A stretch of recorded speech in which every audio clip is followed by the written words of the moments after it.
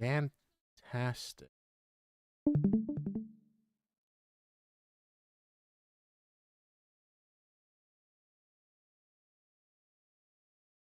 All right, we are live on YouTube. Hello Fresh. to YouTube. Let me go and get I'll get the YouTube up, but I'll keep it muted so I can see what's going on.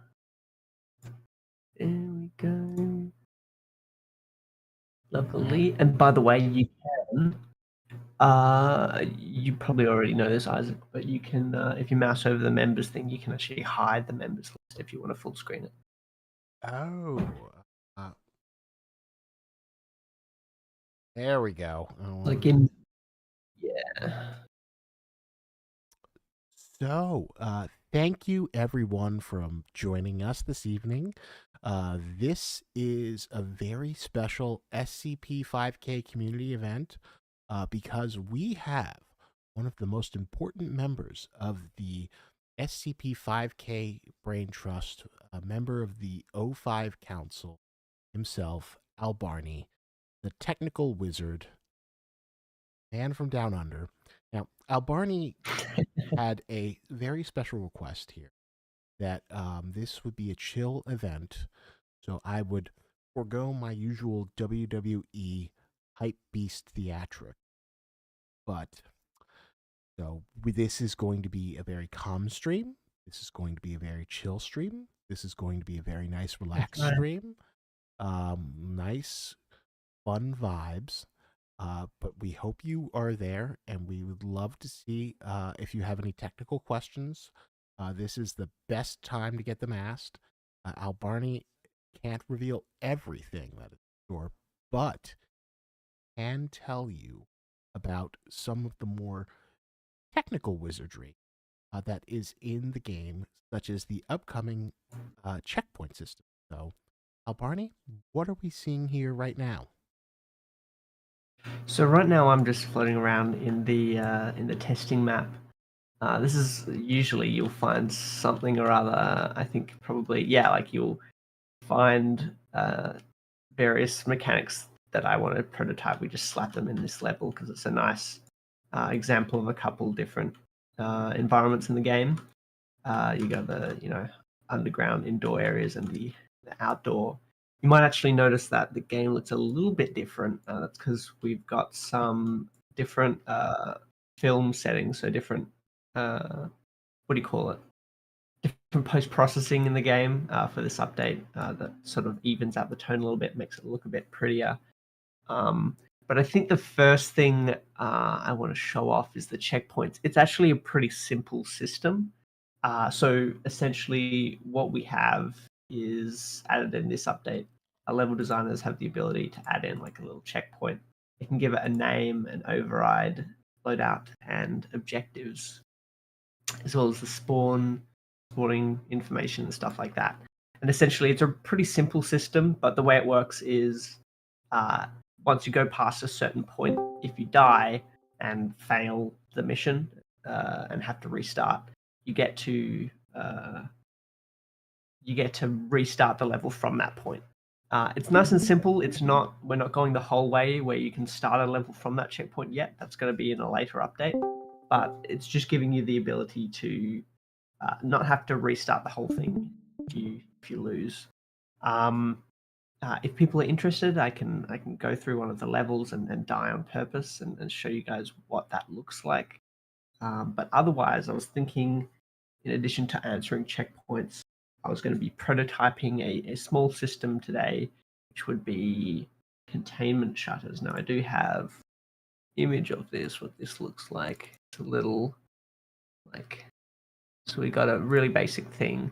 I'm going to be prototyping this. It's meant to be a nice little level mechanic that our level designers can use to make things interesting and have some nice, very clear indication of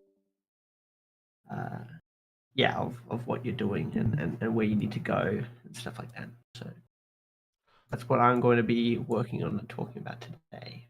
So, by containment shutter, do you mean like an actual door that is kind of like a containment door?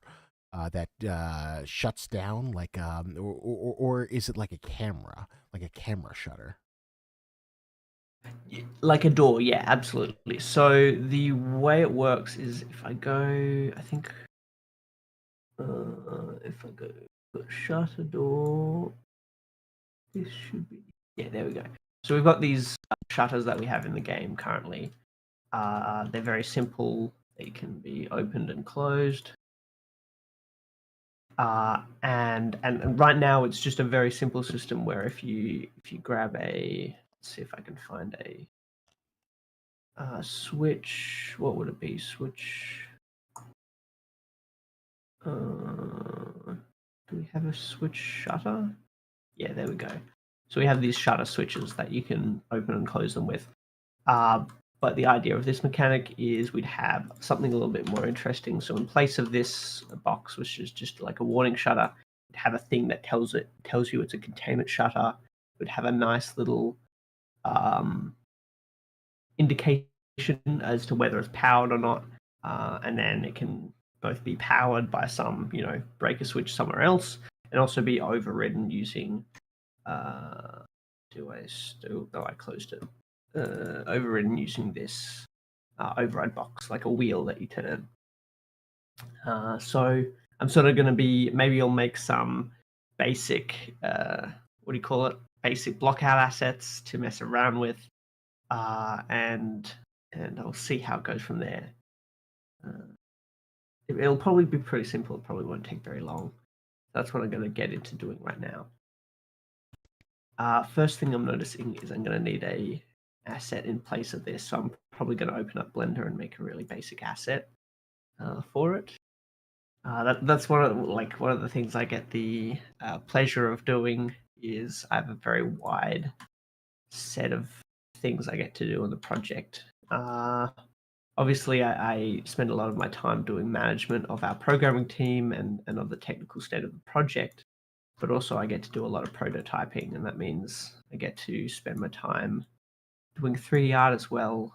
I had the pleasure of being able to do a lot of our pistol models are done by me, not all of them, of course, and just a couple of our regular weapons like the SA-58 and the Tavor.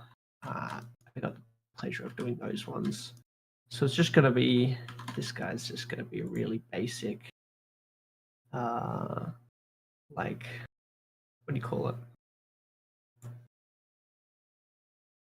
That's not going to work. Yeah, really basic indication box. So I'm just going to, it's not going to be real. We'll probably get one of our level designers, our environment artists to make a better asset. But in the meantime, we're going to have just a box. It'll look pretty much the 3D version of this level of detail, just like box with light on it. And that light will just change colors. So, Overrides for Ella should never be a wheel. That's a good point. so Sorry, Isaac. no, I was just curious to inquire. So you have many very impressive skill stack as a controversial comic book artist Scott Adams might describe. You have programming, 3D art, digital design. How did you manage to acquire such an impressive range of game making tools in your toolkit?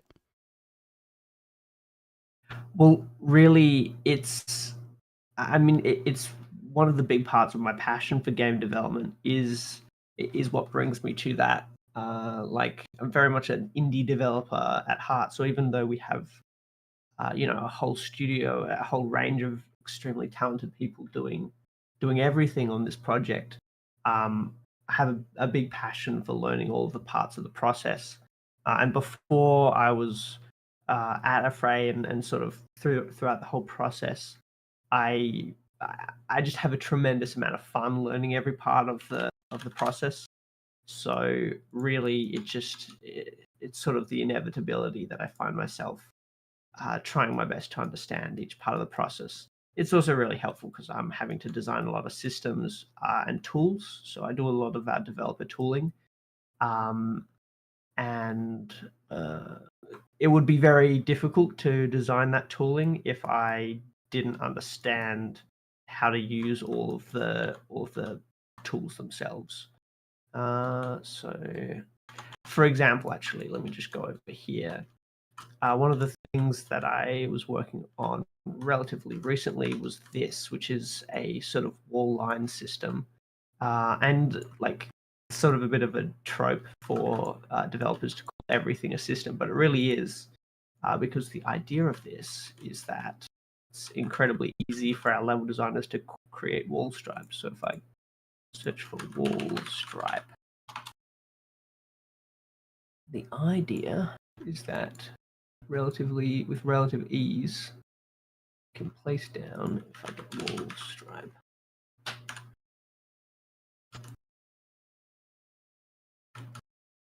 is this on the corner here? Yeah, so the idea is that it's pretty, to make it pretty easy to create wall stripes and lines and all that. And so part of that process with creating these these tools and all that is understanding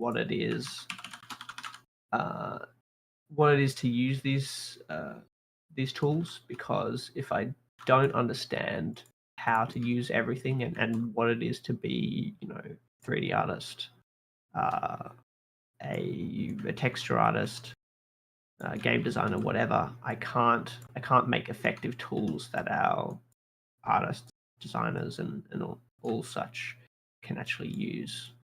So yeah, this is a particularly fun system. I worked on it recently. One of my what guilty pleasures. It's not really guilty, but is designing sort of tools, because it's a uniquely satisfying thing uh, when a level designer goes from going, this doesn't work, this is so annoying and stuff, to going, this is amazing, I really love this.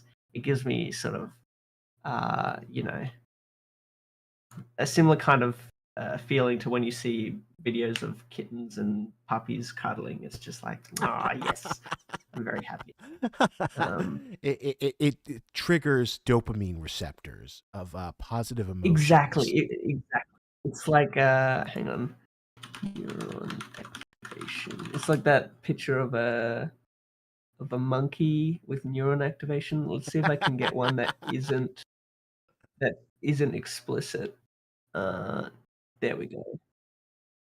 It's like an image. This one, yeah, like the neuron activation. That's me, when when I see like a level designer happy with the tools and stuff like that. Uh, So, how many different tools have you built for SCP-5K, if you had to guess?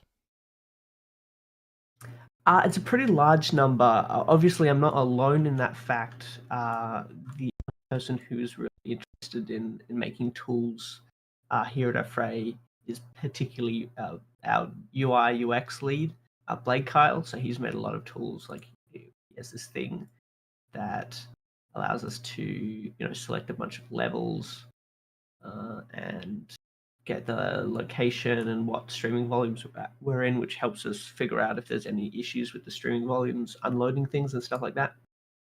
So he's done a lot as well.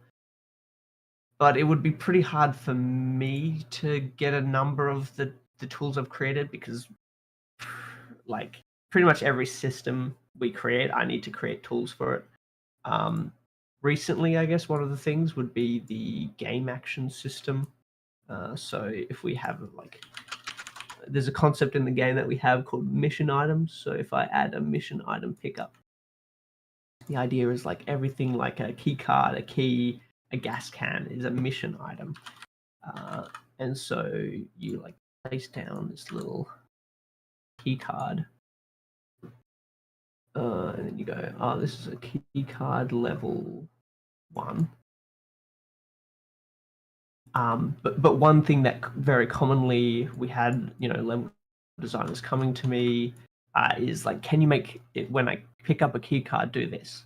So sometimes it would be pick up a key card, spawn a character, pick up a key card, activate an electronic, stuff like that, because it's very useful for them for level sequencing. But that was tricky for me because if I had to continuously like create every single integration with every system, it was very time consuming. So a piece of developer tooling that I created is this sort of game action system. So you can click here, and so whenever this is picked up, we can tell it what we want it to do. So for example, electronic game action, give it electronic, can let's say this. So this shutter door, and we're going to tell it that enabled should be set to true. And then now it's nice and simple. If I click play, to let it load for the first time in the editor, it has to load up some things. But the idea is that any interaction can create any action in the game. So when I pick up this keycard, it'll now open this door. It's something that seems Ah. incredibly simple, but it's very useful because without this system, we would have to individually implement with every single object, every single interaction. So then, like, oh, and now I make it so that you can make this trigger a spawner. So we've got a spawn area that we place down that can spawn things. Otherwise, we would have to create a unique interaction with this object to spawn something. But with this system, we can just create a spawn action and link it up with this spawner. If I can my mouse over it, there we go. And now you can see this little line is showing the relationship between these two objects. It's automatic. So these kind of tools is I spend, let's say maybe 30% of my time tweaking things, creating new tools. The other big thing would be our whole FPS framework, which is meant to be a sort of standalone framework. If I, grab LAMG, is creating the tooling. Yeah, creating the tooling to make it really easy to create these new weapons. So like having all the things have what do you call it? Like easy UIs and stuff like that. We have a modification to our engine that allows us to have these little lines on the left that show the scopes of things. It's like a million different tiny things that make just the lives of our developers a little bit easier. It gives me great satisfaction, and if it saves, let's say, 10 minutes every day, then that's a great time saving. It means we can get more updates out, and it means we can save money on time that a developer is otherwise just like redoing work or something like that. So would you say that? So yeah, like Oh, sorry. Would you no, go say on. that the biggest impetus of developing a new tool is like a response from either the level designers or the programmers? Like, is it kind of a reactive process, or is it just sort of something instinctually that needs to be built? In terms of like new level design functions that you're adding to create these new tools for a more immersive experience. That's a very good point. I'd say it's usually one of three things. So very often it's something from like level design or something like that.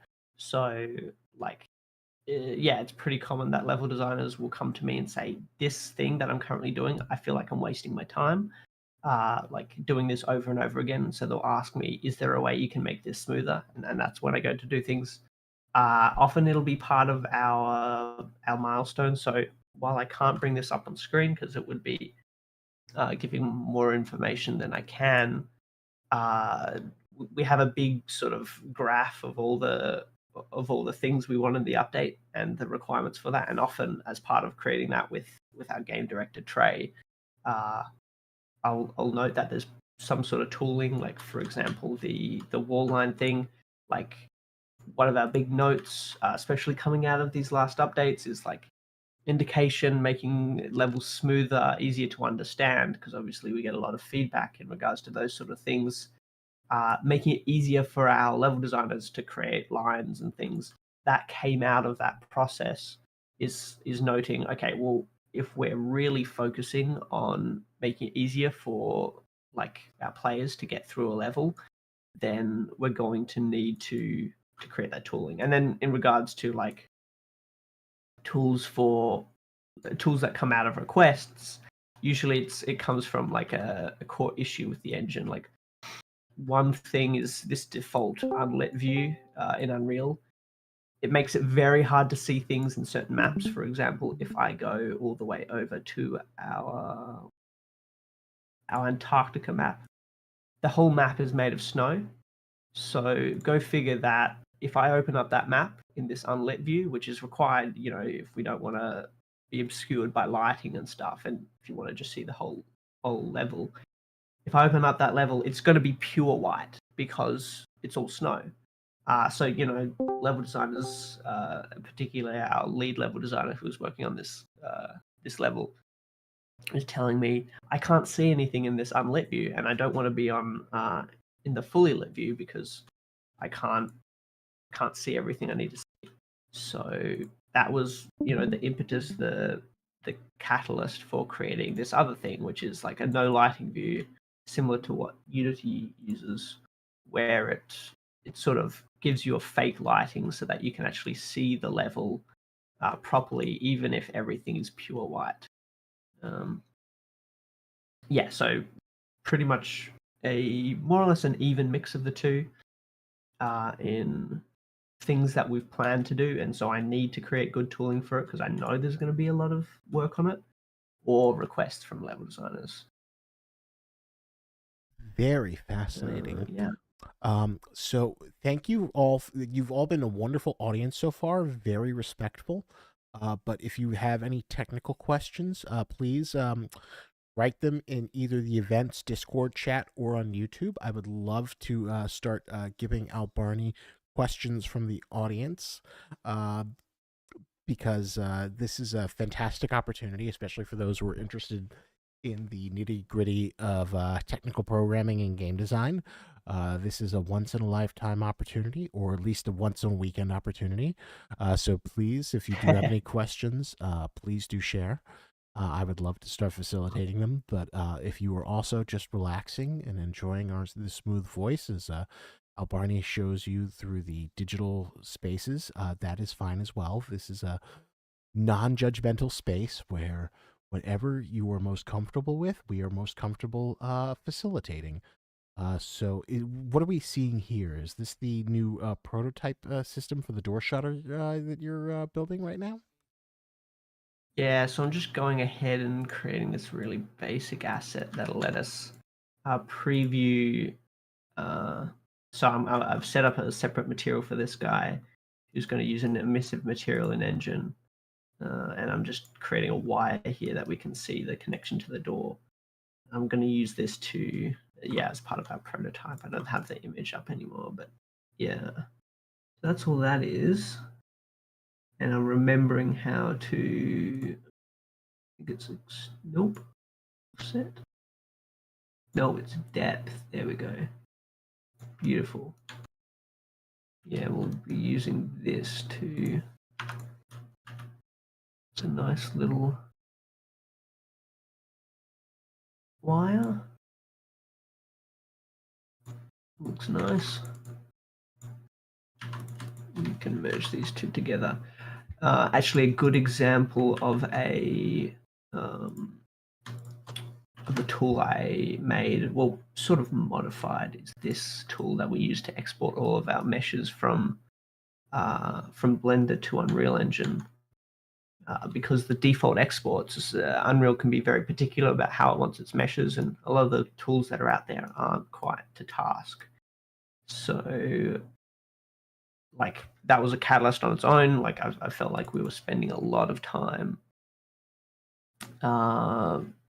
creating, like, messing around with meshes, trying to get it to export correctly and stuff like that. So I took a tool that was sort of had been deprecated, didn't work anymore off the internet, and I just prettied up the UI and made it easier to use. And that's what we use for everything the game. So the new Uh, oh, sorry. yeah, yeah. Go ahead. So the new checkpoint system. It seems like you're very excited for it. I was just wondering, considering SCP-5K is a online game, is that difficult to implement, given the fact that you have potentially up to 4 different people playing on one server? Is there any sort of technical hiccups in that regard, in terms of creating an online checkpoint system? Yeah. So, yeah, there is some difficulties with that. That's something that we've like the ideas of between saving and what do you call it? Yes, between saving and checkpoints and stuff like that. It, uh, messing with the whole session-based architecture of the game is tricky. It's something that we've had to like deal with for a while. It's like it was one of the biggest concerns and why we didn't already have a checkpoint system. So I had to figure out what was the best way to segment things off. It's also why we've started out with a simple version of it right now, which is just when you lose the game, when you fail, you restart from the last checkpoint. One of the biggest things is we use a lot of like because of the linear nature of the game, we use a lot of sequences and like one use electronics and stuff like that, which would be really difficult to store the state. So we didn't want to create a full save state system where it would save the exact state, especially if you have multiple players, as you say. It's very tricky to store that accurately. Um, and that sort of especially that sort of feedback in regards to checkpoints and all that kind of creeps up on you like with previous updates, especially when more of the players are players that have been there for a while. They might accept things that newer players might might not take for granted, or might expect as a standard feature for a game. And particularly like with checkpoints, we had some people asking for checkpoints in previous updates, and we knew that that was sort of important, and we had it slated for a future update. And then this last update comes out, and particularly, you know, that became a really big thing, and people were like, "Yeah, this is really, really important." So we had to move that up on our priority list and reevaluate some things and work out something that would work in the meantime until we got a better system in. The main thing we do with this is to get around the fact that the architecture is really one off. Is we use sort of point of no returns in the level to figure out where to place these checkpoints. So a good example of that would be like water treatment, especially for a lot of people they'll die either in water treatment or after water treatment. And it's a big point of no return because the player is essentially jumping into water uh, and can't access the rest of the level. So we placed a checkpoint there, and once you go through that, if you die in water treatment or after that, you'll respawn at water treatment, and the game will restart from scratch from that point.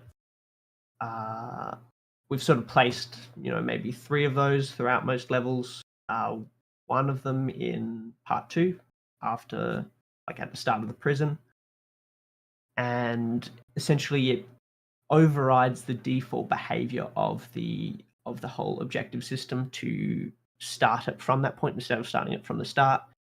Sets up all the objectives, the spawns, the loadouts, and stuff to trick the game into thinking you're already halfway through. Um, and obviously, when I say trick, it's not like it's confused, but it's a personification of what we're doing, sort of tapping into the existing systems, trying to make them all work. If you were to go back into the previous level, like using the spectator cam, you would probably see that things aren't at the state they should be, but that's on purpose. We're just shutting you off from the previous parts of the level and letting you go forward. Zinthu the Circle Uh, asks, what is the most difficult thing to implement into the game? the most difficult, well, if we're talking about categories, the most time consuming and difficult thing to implement is enemies. Uh, we spend a lot of time on the enemies, both on the AI of them and the animation, uh, and particularly like characters that are heavy and big that need wide turning circles are really difficult. Uh, and like trying to get them not to foot slide and look janky is really, really difficult. Uh, if I go into our folder and grab 3199, 3199 is a character a lot of work into, and we're continuing to put a lot of work into for the same reason. Because, oh, that's fun. Okay, never mind. I got to crash immediately. That's liable to happen. 3199 is a particularly difficult kind of creature to work with because it requires more complex interactions with characters. And one of the things we want to do in the future is like have like a specialized uh, like kill animation where it's killing the character. The more you get into like in-depth interactions with creatures and characters, especially if it's separate characters synced over a network, the thing that becomes most difficult is the creatures that have the most interactions between those different elements. So it would a monster in the game has pathfinding AI animation, the model, and then on top of it, it needs to be synced over the network and um, be reliable and consistent over the network, and that's what becomes the most difficult. I hope that doesn't sound like too much of a wishy-washy answer. Uh, if you No, want something more it specific, I can sounded find something. very in depth and very detailed. And to follow that up, we have another detailed question from Mincy.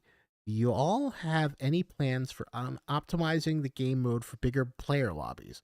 I see some 16-player lobbies, and they have a lot of FPS lag. Not sure if they're modded or a feature. Yeah, so there is like I spend a lot of every update working on optimization, and actually in this last push for 0.14.1, I actually spent a fair bit of time working on optimization. There's a couple of things that affect large player counts and make it particularly difficult to perform well. I think it also, yeah, it depends on a large variety of factors, and so the answer is yes, like absolutely. We're trying to optimize it. Now, bigger player lobbies is not a focus for the game, and technically, it's unintended, right? The intended experience is 4-player lobbies, and then in Wave Survival, it's a little bit larger. But we want to support performance-wise as much as we can, and so we do put a lot of work into that. Recently, my focus for optimization in regards to that front was the server networking performance. When you have a lot of characters and a lot of uh, yeah, a lot of players and a lot of objects, you can have issues with essentially the server has to check over every single property that you want to sync over the network, every single frame, or at least every single networking update, and figure out whether anything has changed to send the updates to the clients.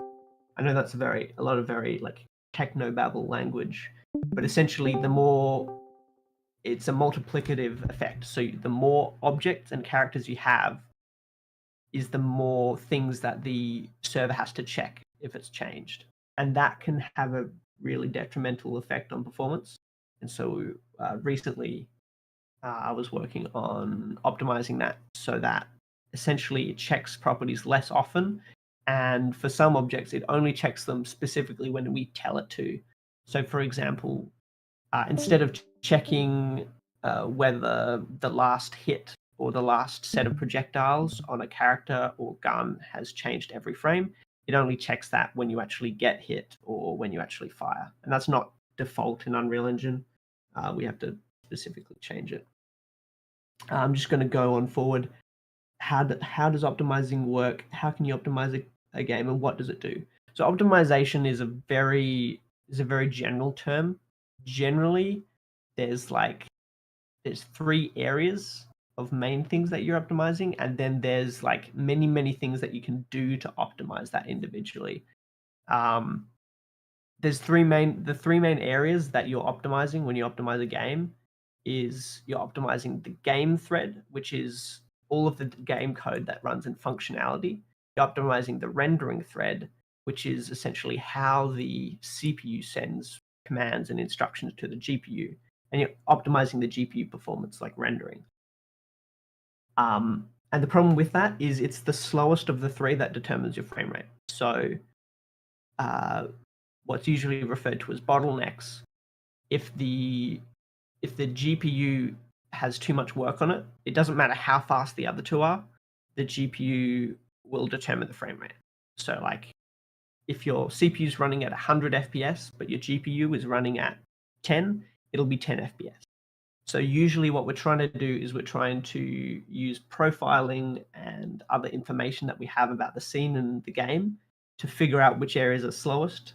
So in that case, right, with the last thing, I determined that the networking performance was taking, a considerable amount of frame time, especially on our dedicated servers. So I focused in on that because I knew that that was slow. I didn't just assume and like optimize everything, optimizing specifically what's slow using a tool called Unreal Insights. Uh, Um, Very insightful. We also have a question from the Discord. Now they're starting to come in. What were some of the technical challenges to get SCP 7528 to jump around from screen to screen? And what kind of check does SCP use to detect a player? now that is a very fun question. So 7528 was a lot of work. Let me see if I can actually open up the level that we have for that. 7528 was a lot of work. Essentially, it uses its own pathfinding system. It doesn't use Unreal's pathfinding because it's going between screens. So I actually created a system that would create a network of screens and use that for pathfinding. That was probably the biggest challenge. And then the second biggest challenge, or at least biggest challenge now, is getting that to actually work in a fun way. And we've struggled to balance that a lot, and it's still one of the weaker areas in the game, I think. And I say that having done a lot of work on the AI for that character. I think we're probably going to. Well, I know we're going to rework it at some point, but I cannot tell you what those plans are. What would it be? Education center? No. Theater? No, cinema. That's what it's called. There we go. Yeah, so that was probably the biggest challenge. How does it detect you? It uses a check based on what screen it's in to figure out whether you are within its view cone. And then it tries to figure out how fast it should detect you based on whether you're looking at it or not. So if you're not looking at it, it will, if you're not looking at it, it'll detect you much slower. Whereas if you're looking straight at it, it will detect you really quickly. One of the other things, I guess, is like, how do you indicate that? Like, it's not super clear in the game what it actually does and how it does that. And clearly, the fact that you're asking that question is an indication of that. So that's also like a focus point for us in the future. I finally loaded up that map. So this is just an indication of the network of screens. Each of these lines is a line that the theater anomaly can, or the screen anomaly, as it's called outwardly. It's a line that it can traverse between. So if I click on this screen, you can see in white are the direct connections. So from this screen, it can get to this one and so on. And then the lines get closer to red as it gets further and further, as it takes longer in steps to get there. So while you're in game, it sort of updates this network live. So if you destroy this screen, it will remove all these connections from the network and then try and find a path around it and stuff like that. And yeah, all of these connections are evaluated at runtime to figure out how to get there fastest. Oh wow, fascinating! Because I always figured that like it would just like be rigged so whenever you go by a screen, it would just like the screen would light up. I didn't realize that it's actually like a living entity, and you have this whole rigged mesh thing in terms of how it moves from screen to screen. Yeah, and funnily enough, that's one of the biggest problems with it is that if you are like in this area, let's say, and someone else has gone off, because it can only be in one place at once.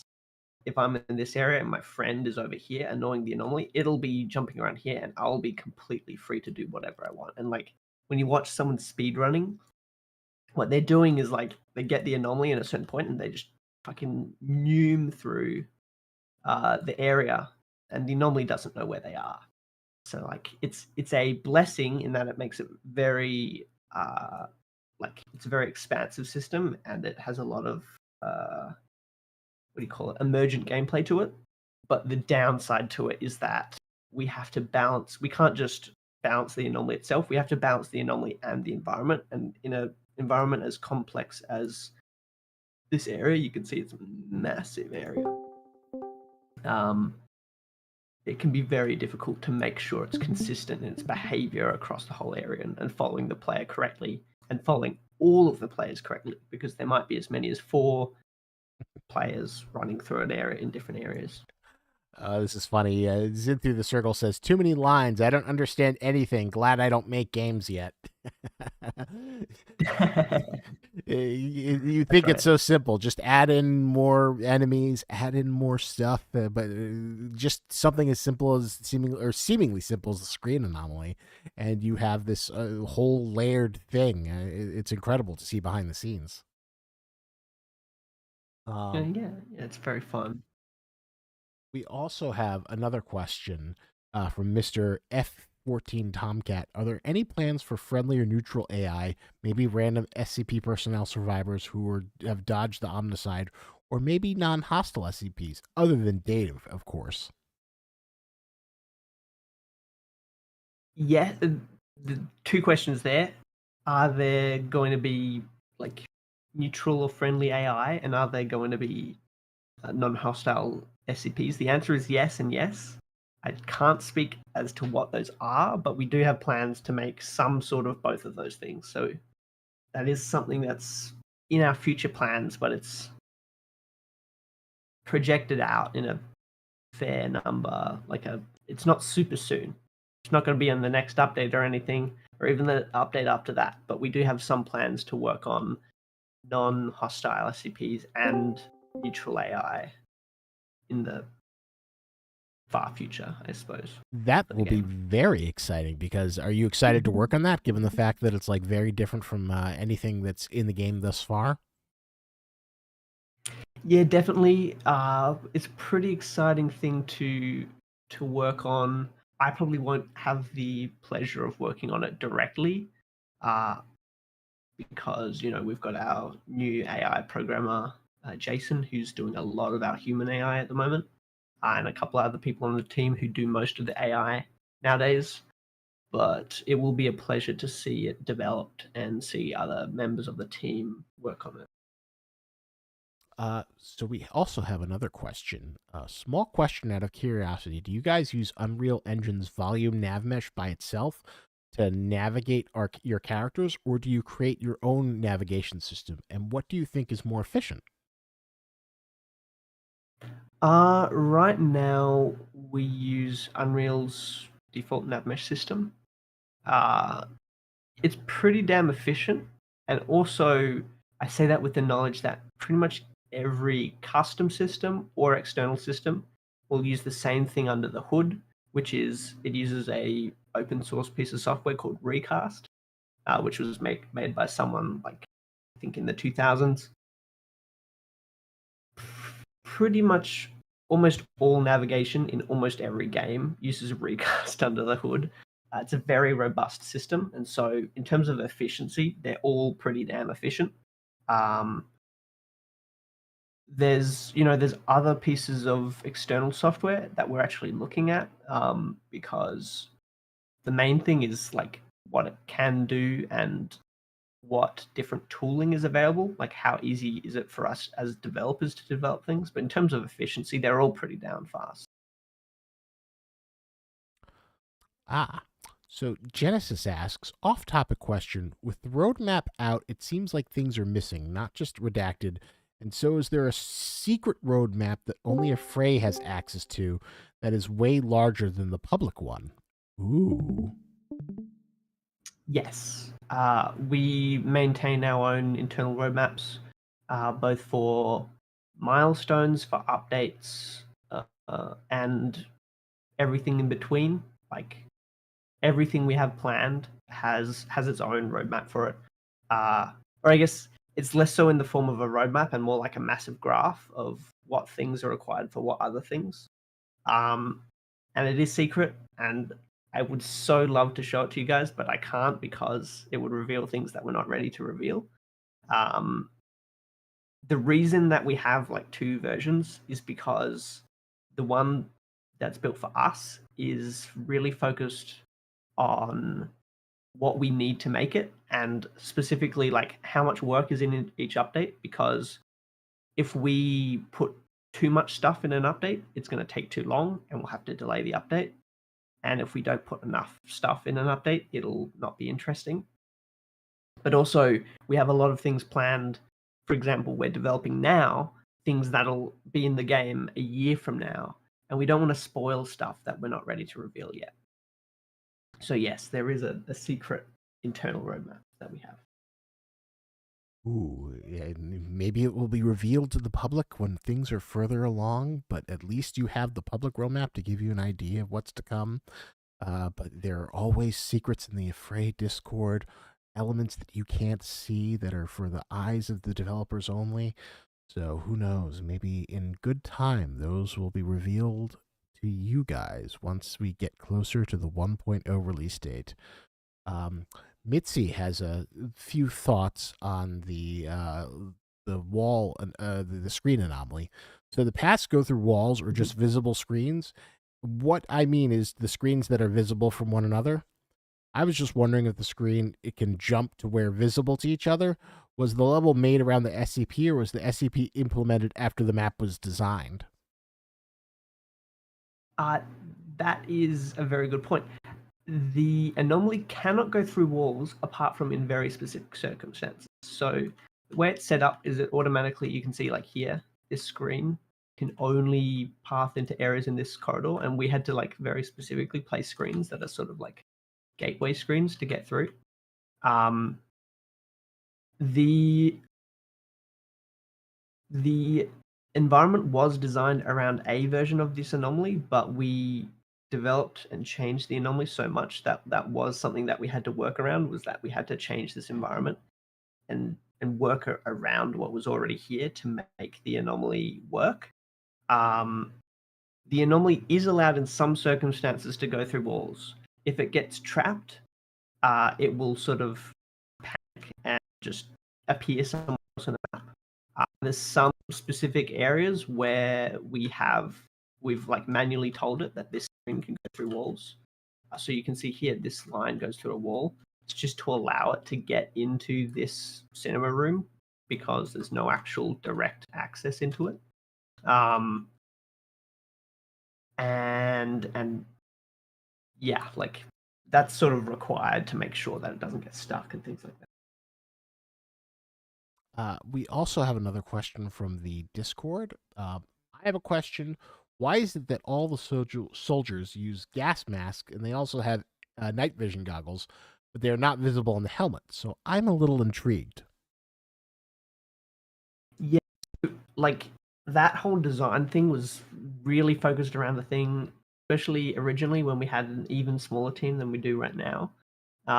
Is we didn't want to make a bunch of faces, and especially like if you do make those faces, what are they doing, right? Like if you put a mouth on the character and it never moves, or if you put eyes on a character and they never blink, it's incredibly unsettling. And so we sort of designed things around that, and especially it works that it's a biological facility, so everyone has masks on.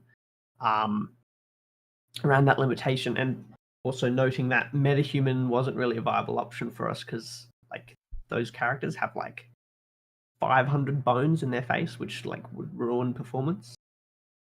So we design a lot of things around that limitation. Now, some of those limitations are less hard now, and we're actually looking in some circumstances about allowing more parts of the face to be visual on some characters. Can't say which, of course. But we're still always running into that thing of like, well, you're always trying to make something as least work as possible for what you're getting out of it. And sometimes you decide, well, this character doesn't need to emote, they're all the same, they're not really going to be talking, so we don't really need to give them a face, in which case, is there any way we can obscure it? Is there a gas mask and some other form of mask? Even just a surgical mask so we don't have to see the mouth. Using that just it saves us time and allows us to put more characters in the game with our resources. So there you go. It's a very good compromise. Human faces are difficult to model, and it is a wonderful development compromise and fits within the tactical theme of the game. A lot of things crossed over there. We have another question from Zin through the circle. I don't know what others think about this, but any plans or ideas to implement PvP with SCP Team versus Foundation or UIAU/GOC? I know that there's a PvP in the game, but the one system that you can control most of the SCPs. So I guess I know that there's PvP right now, and there's plans for more expanded PvP. I don't know how much you can speak about right now, but I guess what would you say goes into designing those systems? From my understanding of when Trey was on here, is that the core thing that holds the PvP for people from going wild is that all the features of the base game need to be designed, and then all any additional PvP stuff will be built from that. Am I correct in that? Yeah, absolutely. So we Well, I can't speak to concrete plans. I can say that PvPvE is something that a lot of people in the team are passionate about, and it's one of the unique opportunities we're afforded by being an SCP game. Is like, well, if you're going to be fighting other players, you may as well be fighting other players and anomalies. And so we definitely want to look into that stuff uh, because it's fun, right? And it's unique. But I can't speak to anything other than that, other than to say it is difficult to make AI that works both in linear environments and works in like a more sandboxy environment like PvP map. But that's kind of one of the natural things that comes out of trying to make multimodal AI that can be used in multiple scenarios. Now, obviously, no announcements here. This is not something that's in the game, but from a technical standpoint, how would you go about designing like a player controlled SCP-173? Is that possible to like build something like that would control and they could go around and hunt other players, or is that just like too impossible, or would it be too boring to play as since you'd just be stuck most of the time? Well, all of our characters are designed within Unreal's framework, which allows technically every character to be possessed by any controller, and that controller can be an AI controller or a player controller. However, when we balance 173, we're we're erring on the side of like we have a lot of affordances that we allow the player. For example, especially when you're in the intro area, um, if you go into that area, you 173 will try not to kill you. If 173 gets up behind you, he'll play a sound, and as long as you turn around within 1 second, he won't kill you. If you did that to a player version of 173, it would be really annoying to play. So we'd probably have to make a completely different version of a character like that in order to make it player possessable and to make it work well. Um, and you need to move it away from being like really, yeah, really player focused and have that balancing element to it. But it's almost always technically possible. It's just about making it actually fun and make sense. I could probably make a version that would technically work in like a day, but making a version that makes sense and doing the QA on it and making it integrate into a full-on game mode would take much longer than that. Genesis asks, what is one anomaly that has been revealed that you are worried about coding the AI for? I'm not a character that's been revealed. Okay, so I'm not worried about this, but it definitely will be very interesting. Is SCP-610, right, which is in an upcoming update. I can't remember if it's been revealed which update it's in, but I'm pretty sure we've confirmed it publicly. SCP-610 is interesting because they have the potential to be like, we don't want to make them all just player sized. So, let's say if theoretically there's a quite big version, well, his pathfinding has to be different. If he's going, might not be able to fit through a doorway, and so that's going to be a challenge. Even if I'm confident that we will be able to figure out that certainly is challenging trying to fit a large character into a smaller area, which can probably be empathized with by our taller members of the team.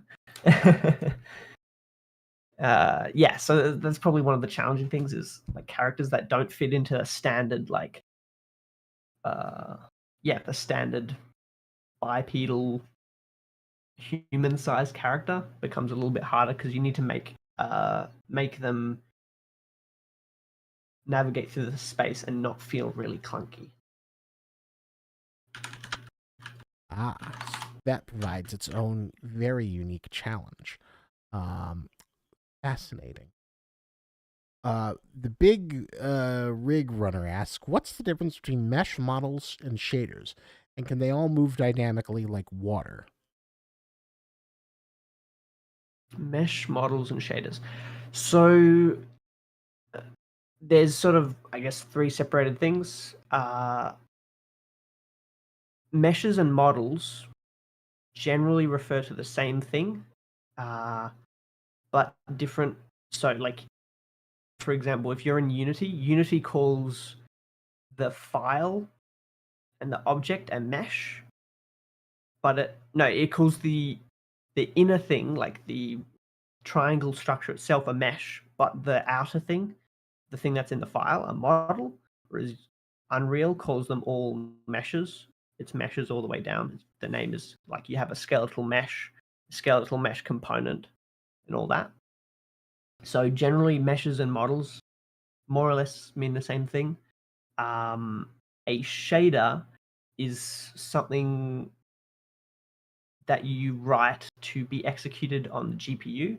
And usually when someone says shader, what they're referring to is a pixel shader, which is something that affects the output of something.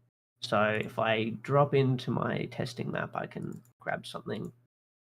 But in Unreal, they're generally called materials, is what we refer to, which is pretty much just a shader.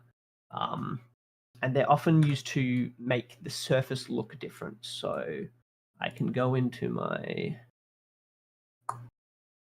environment, materials, testing.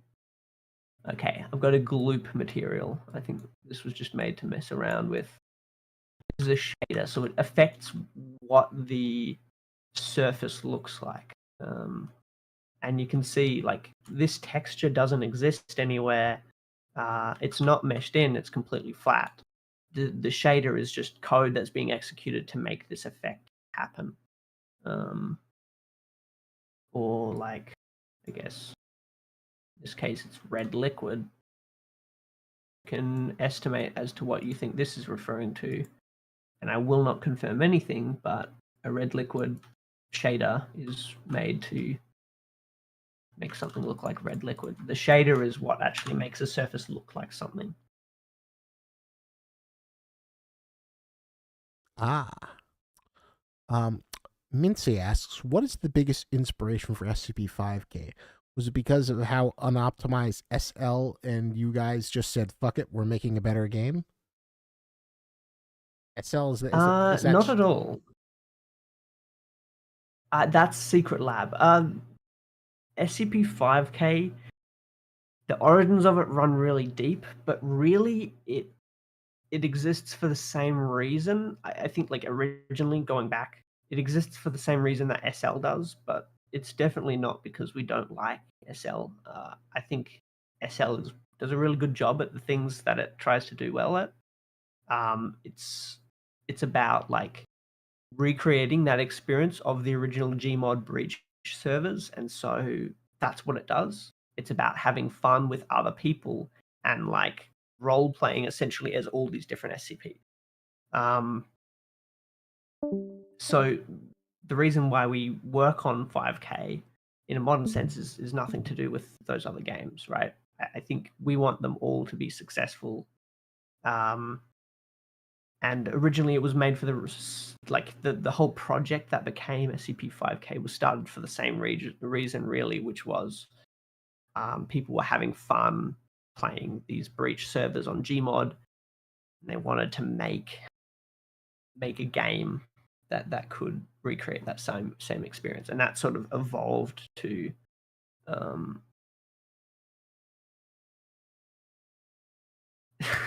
so I'm just reading some of these comments.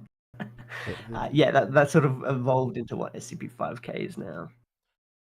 Well said. Well, once you get X Reaper and Cal and losing sanity in the same chat, then it's just all out meme war, back and forth. It just does not stop.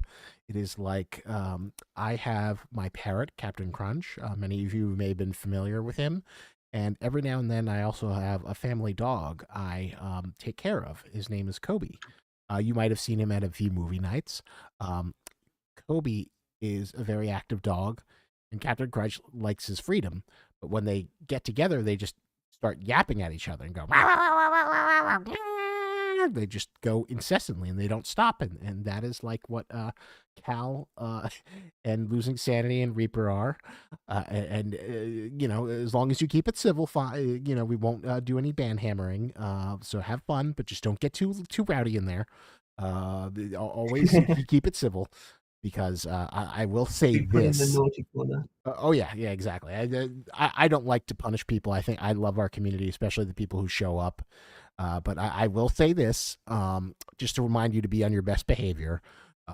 Fray has met with a lot of very promising investors. So if you want justice for Bananazilla, then don't do anything that would give them a bad impression if they ever come into our Discord. I see. Like a Um, bit of community bribery. exactly. So that's all. You know, if you have a dream SCP that you want Albarnie here to program and animate and do all the incredible work for, you know, just the Scream Anomaly, which seems like the simplest thing, and then you show us, oh, it's actually a mesh nest of thousands of intersecting things, and there's this AI of how it goes from screen to screen to screen, and how complex these things are. um I certainly hope these streams give an appreciation. So have fun with your meme wars. Just remember though, just always assume that someone very rich is watching us at all times. So remember, I think that's a good possibility to keep in mind, and we always want to have the best impression for them. So potentially a fray will be able to bring in all your dream SCPs to life.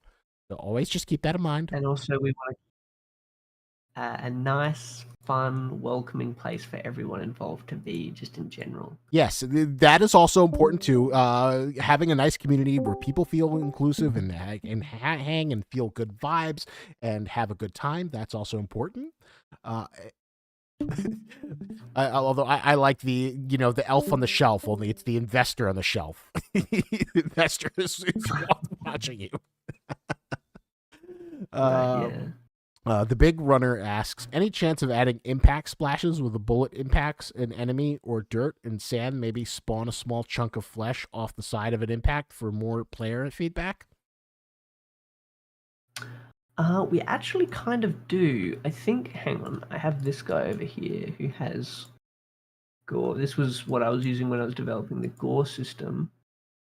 And I think when you blow up these guys, they do have. If I just grab a shotgun, this is going to be pretty gory. So sorry to YouTube, but yeah, we have chunks of flesh and stuff like that, and lots of effects. Oh, look, he's got a hole in them. These guys are very low FPS on purpose. Don't worry about that. But yeah, we do have lots of things for player feedback, but we're always looking for ways to improve that feedback to give the players more of that visceral feeling, as horrific as it is, for that reason. I hope that answers your question. Ooh, that was very cool. Um, that was a very nice. So we have another question. Was there an original idea for SCP-5K before it was even called SCP Pandemic? There's some speculation that it was meant to be a reimagination of the original containment breach. Is that accurate? I was always under the impression that SCP-5K was just kind of like, pie in the sky dream of like what would be like the tactical FPS's, ultimate dream SCP game. But I could be off on that perception. Yeah, I mean, it's pretty accurate. I'd say I can't speak so much to that because the original, while I came in quite early in terms of the like before the company was formed and stuff like that. So I've been very involved for a long time. I wasn't really involved with the initial original idea, but as far as I understand, the idea is about was about more so the like the breach role playing mod kind of thing and trying to make that into a game. And so like what you said, Isaac, about the ultimate tactical experience was kind of like it was the idea along the way, one of the big things, but it was also like originally there was a lot of sort of more lofty ambitions of like essentially trying to do everything in regards to SCP. So that's one of the things that sort of along the way things got chopped down a bit. Obviously, that version of the game got canned. We went on to SCP Pandemic, which became SCP-5K as it is today. So I guess you could say that's what the origin is, but in terms of like myself specifically, I try not to think about that origin because I think it has less relevance today as to where the game is, what the game is trying to be versus, for example, versus the design work we've done in the last year, which is more focused around creating SCP-5K into being an actual game that's standalone, its own thing, and a very concise idea, because that's a big difficulty when you go from modding to creating a game. It's very easy to have lofty ambitions that are very hard to realize, but we don't want that. We want this game to actually release one day, so we had to condense that down into something and then create an actual story for that you know Trey and Bowman have written by and large, and create something that's really concise and a whole experience in and of itself. Of course, we are very excited for you to eventually see that storyline. Although sadly, it might be a little bit of a far ways off since that the story elements may not be until the 1.0 release date or very close to it. But that is super exciting when that comes. Um, we also have a question. There was a little bit of a competition here, or a little escalation, where Render asks, "What do you do as a technical director?" And then Tomcat says, $5. $5 if Albarnie says your mom in response to Render's questions. $20 as a super chat. Now, this is the NPR Vibe Hangout. So We do take donations. This is a phrase always in NPR mode, where we're ongoing a pledge drive. So if you'd like to send a super chat with a question or a compliment to Albarnie for his wonderful contributions, you are more than welcome to, but you were not obligated to. But you will maybe receive a handbag and Patrick Stewart advertisement, possibly. But it just goes to know that any super chats will help continue the funding of the fray and development of SCP-5K. So just keep that in mind. But what would Yes, so I'm not going to say your mum, but I appreciate that. What do I do as the technical director? So my role is one of those things that is probably more wide reaching than it should be.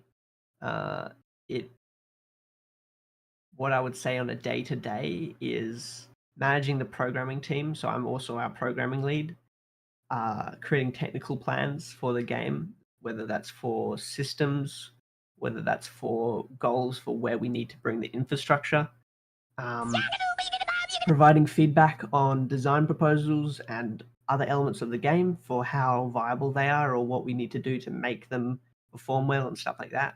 And I also do a big chunk of our optimization to try and make the game run well. Um, so there's many more smaller things, but that's the main, I'd say, the main focus of my role, as it were. very, very good overview of what the technical director is. It's wearing many hats, very many impressive hats. Um, we also have another question. I haven't gotten a clear answer out of anyone yet, but are the assets contained in SCP-5K's pack files under the Creative Commons license, much like the SCP Foundation? This also includes audio files and decals. Um, so that is one that is, it's a very hard question to answer, like, broadly, but essentially, uh, the game, the contents of the game are licensed separately. There's elements that are derivative of the SCP wiki, or derivative of CC by BYSA works. If it's derivative, it has to be under the Creative Commons.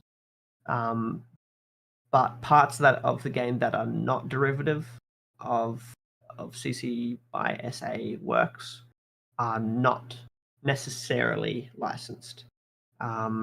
Most of them are owned by us in terms of copyright. If you are curious about the licensing of a particular element, and as I would always encourage you to do, if using any work that is someone else's, copyright-wise,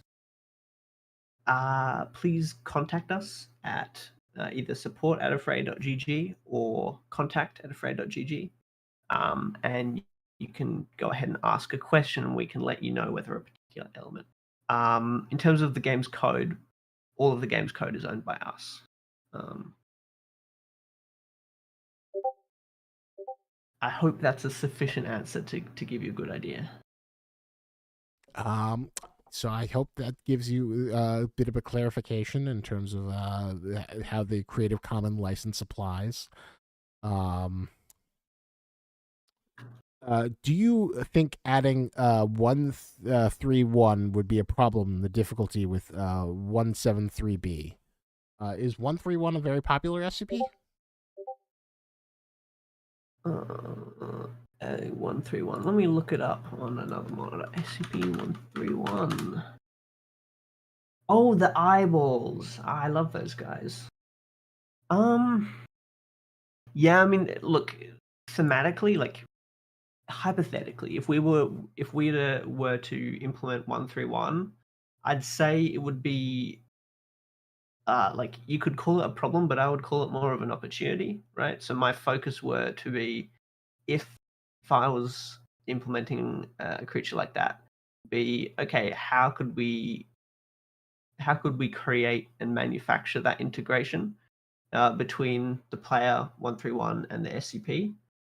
Um, so I would be focusing on like, could we make an interesting containment scenario out of that? So I don't think it would be a problem, but we don't have any plans right now to implement that anomaly. So there you go. It could be in. So if any of you has a billionaire dad who works at Nintendo, um, give us a call, and maybe we can get 131 in there. But that requires a huge financial investment.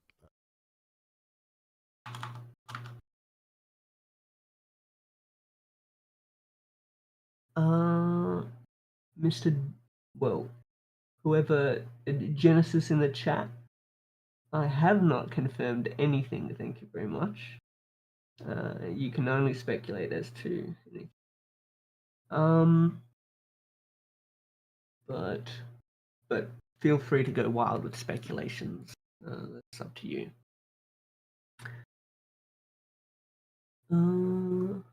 Cool. Let me see. Is there any other questions? Tomcat asks, is there any plans to do more with small characters? You mentioned big characters that can't fit where humans can. Are they planned for smaller critters? Maybe resonators to go through gaps humans can't. Um, I guess smaller characters is something that we've played with the idea quite a lot, and we have some sort of internal proposals about various smaller characters or variations and stuff. Um, we don't have any concrete plans for it. Like, there's nowhere on our internal roadmap that says we will do this, we won't do this, in regards to smaller characters. But it's definitely something I'm interested to toy with. We just have to do it in a way like, if it's small, does that mean there's going to be a lot of them? And if there's a lot of them, how do we make that perform well? Do we need to do some trickery with particle effects and stuff? That becomes its own part of the conversation. So there's no no concrete plans, but it's definitely something we want to toy with. Well, there was talk, I think, when Trey was here about the baby forms of 3199, possibly. It seems like the biggest candidate for small enemies.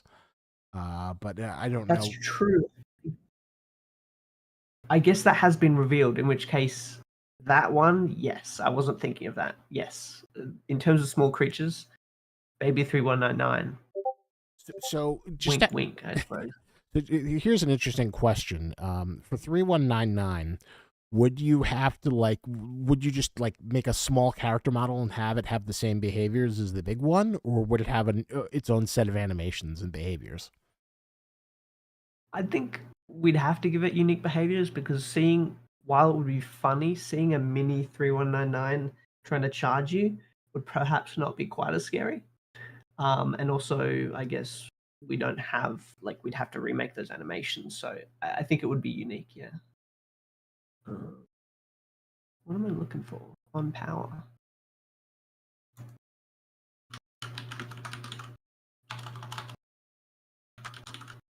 Hmm. I'm surprised I can't override that. Here's a nice simple question: how does the AI of the enemies work apart from the ones explained? So how does all the AI work? Or I guess to break it down to a smaller component, what is the kind of baseline that the AI for the enemies work, and I guess how does it change for enemies like security guards to the resonator and zombies? That is a very loaded question. How does the AI work? I mean, I guess I could say in a general sense, we have an SAI system which handles a lot of our perception. Um, we like as an overview, the AI will perceive something, they will log it into their targeting system, they will use it to once they detect it, they will then choose a target and then they will perform some behavior. We use Unreal's behavior trees, at least currently, and they will, they might pathfind. They use an attacking system to determine what attacks to use, and at least for melee attacks. It becomes a little bit different for the soldier AI. They are much more complex because they need to shoot you, and so they have a lot of different layered systems on top, and there's still a lot of work going into them. Um, yeah. Tomcat asks, "Oh yeah, are the guards in D class on different AI? Can't tell if they move differently or if they just feel different because of voice lines. Right now, they're the same AI just with different voice lines, but we have plans in the future to make them unique." That is very exciting once they stand out more. And one of the greatest additions to the latest patches, I love Piper's bark lines. I think it does so much to add character to the game. I, I really enjoyed that. Uh, Sam the Spy asks, "Hi, first of all, fantastic work on the game. I have a question. Will it be possible to have a third-person camera mode? Would that break the game, or would it be a fun little neat extra?" I think it would break the game. In my personal opinion, we don't have any current plans to do anything to do with third person. It's probably not hard to make a version of that, and like if someone wanted to mod it in, I would say go for it, right? But like the problem is when you introduce third person, you have twice the amount of perspectives to make feel good, right?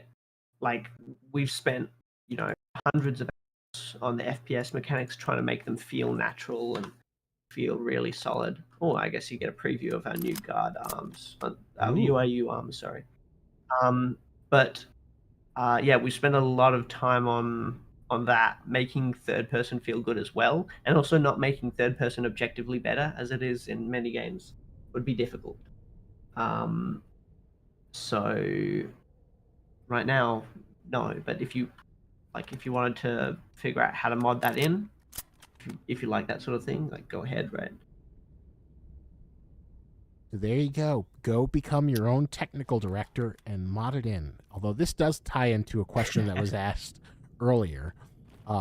This always is asked. When will SCP-5K have Steam mod support?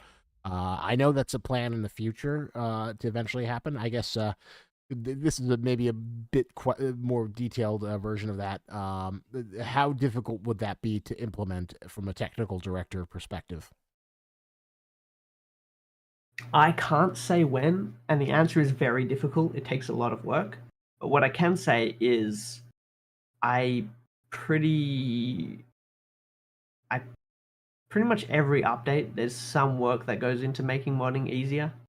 Um, Even if modding isn't currently fully supported, there is a modding community of the game that make like smaller mods. Right now it's just weapon mods. But my goal is to make unofficial mod support work and let that lay the foundation for the official mod support in the future. Um, the problem with mod support, at least the biggest one, is like when you create official mod support, you need to you need to handle the loading of course for obvious reasons, but you also need to make a way for people to easily create mods. That usually involves, in order to give them access to everything, you need to give them access to the headers of all of your game files. You need to do that in a way that doesn't make it easier for cheaters to wreck the game. And you need to make it so that it doesn't add extra time onto every update, or at least not too much. So, yeah, it's a very difficult thing to do. And I'm pretty much constantly thinking about how could I make this system moddable, or how could I make it easier to load mods? Like one of the things, a secret thing that we added in 0.14 was the ability to load custom maps. It's not official, like officially supported, um, but it technically allows you to load custom maps if you were able to create them. we don't have the tools to do so right now, but theoretically you could at least load them. So all of those little things sort of are added over time, and hopefully, in the not so near distant future, I'm really not so distant future. There we go. I'm hoping that I will see the first map mod for the game, and have someone actually be able to successfully load in. I think that'll be a big achievement for the community. I cannot wait to see once people Skyrim SCP 5K and all the wonderful creations once that is unleashed into the wild. Um, Although we do have another question. What SCP would make you cry yourself to sleep if you had to code it? So that's interesting. Let's say Bowman and Trey says, we need this SCP in the game. Which one would you like completely break down if you had to put it in? I think, like, if it was something that needed to crawl on walls, that'd be pretty up there. Um, Just that? What about the ones that break reality and have pocket dimensions? Or Honestly, like, breaking reality is like my reality breaks every day because of a bug. I can make reality break. Making things not work is quite easy, but making something that needs a lot of integration, like for example, making something that, I don't know, takes control of the player and makes the player into an enemy, like that would be painful, I suppose, because that needs to be seamless. Um, something that, yeah, like I'd say something that requires infinite space can be pretty annoying because in multiplayer. So I'd say, like, if someone asked me to code like an infinite hallway that you can see like all the way through, I guess that would probably make me cry myself to sleep. I'd probably try and do it still. Hopefully, I'd succeed, but I would definitely be crying myself to sleep. um, we also have a question. Going back earlier to the topic, will the UIU models ever have MVG modeled on, as well as animated with flipping them up and down? So will there be an animation where you can get the night vision goggles up and down like classic Sam Fisher from Splinter Cell? I mean, probably. I know there's a lot of internal discussions talking about those sort of things. Um, so, uh, yeah, I wouldn't be surprised if at some point in the future we saw the night vision goggles modeled in. Um, Obviously, it's not my department, but I know the guys are talking about that because it would be nice to be able to see the night vision goggles there, of course, and it would be nice also to see them animated down. It wouldn't be like trivial to do, which is why it hasn't already been done. Because with most of these things, if it was trivial and didn't break something else in the game, then we'd have already done it. But it's something that we'd like to do because it's just a nice little visual detail. Um, how can you add multiple anti-cheat programs at the same time? For example, easy anti-cheat and valve anti-cheat. Generally, I don't think you do. If you try to put multiple versions of anti-cheat together, they're probably going to conflict with each other and cause some sort of issue. So generally, we wouldn't. We'd pick one. Um, you can, for example, like you can check for VAC bans even if you're not using Valve anti-cheat, which we do and we would continue to do if we added, for example, EAC. But you probably wouldn't enable multiple different types of anti-cheat at the same time. It wouldn't make it more effective. It would just increase the likelihood that like one of them would conflict with the other.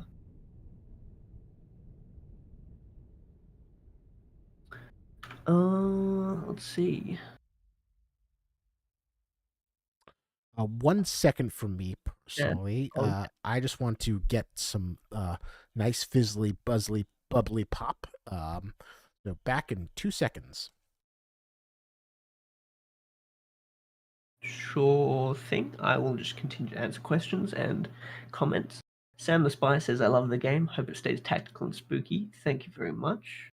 It's very nice of you to say.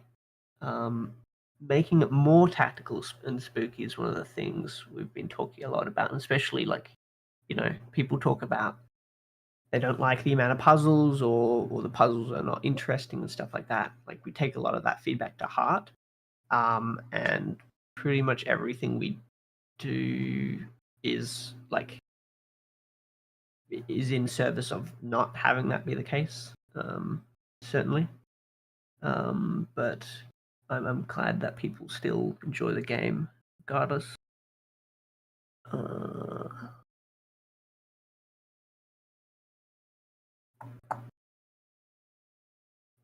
Tomcat, no, there are not any plans to do that. I'm just going to look over in the Discord chat because I know there's lots of people things. Someone says, I'm still confused on what 940 is. 940 is a spider parasite which grows out of your back and takes over you. It is a very fun SCP. What will its final form look like, however, I cannot tell you.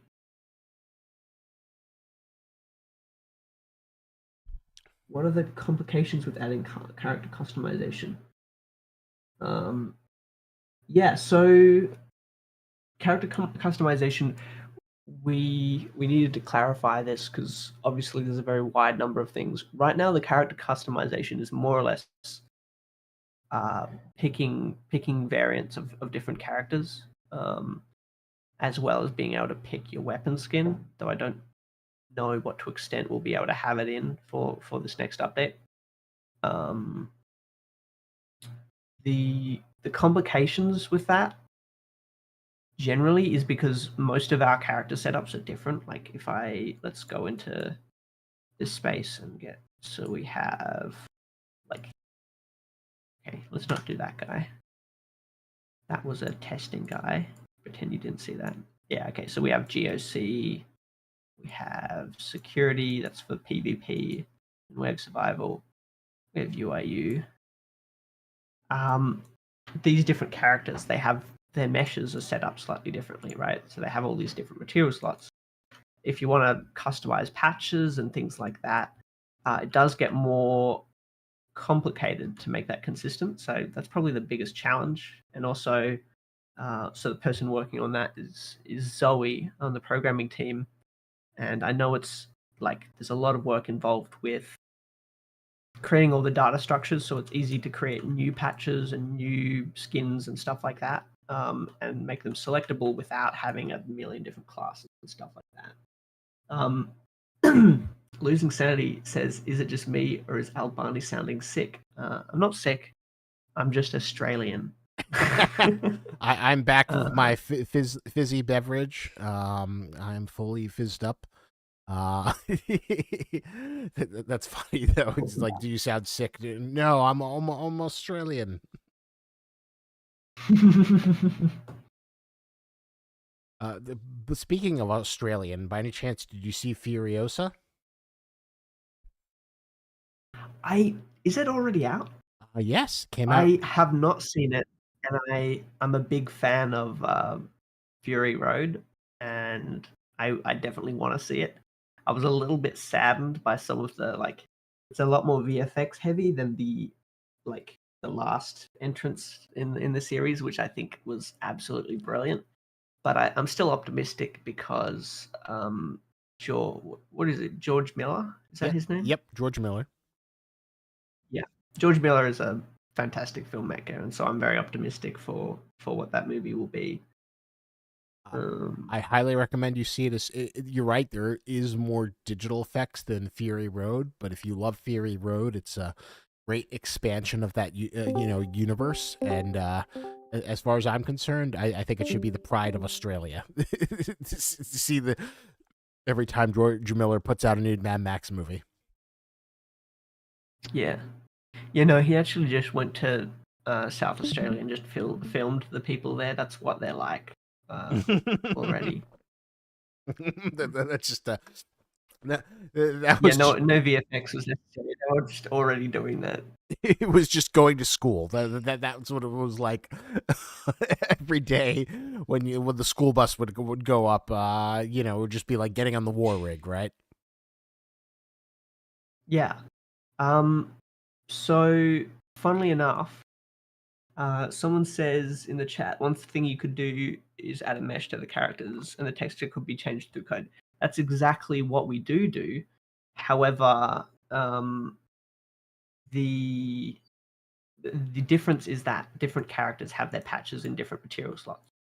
It's certainly not impossible, obviously, but like for example, if I think there's you can't see that patch. There's this patch here. If I switch this out to Area 12 security, we can make this a weird SCP UIU character. It's all possible. It's more so that it's just creating it in a neat way that makes it so that we don't we have to spend more work now to make it work for every single character type as opposed to making it work for just the character types that we have now, essentially. Someone says, when will y'all give us the SCP containment breach we want? Authentic and spooky one with proper animation and polished gameplay. I mean, look, really the thing for us is we're not making containment breach, right? And we don't plan to.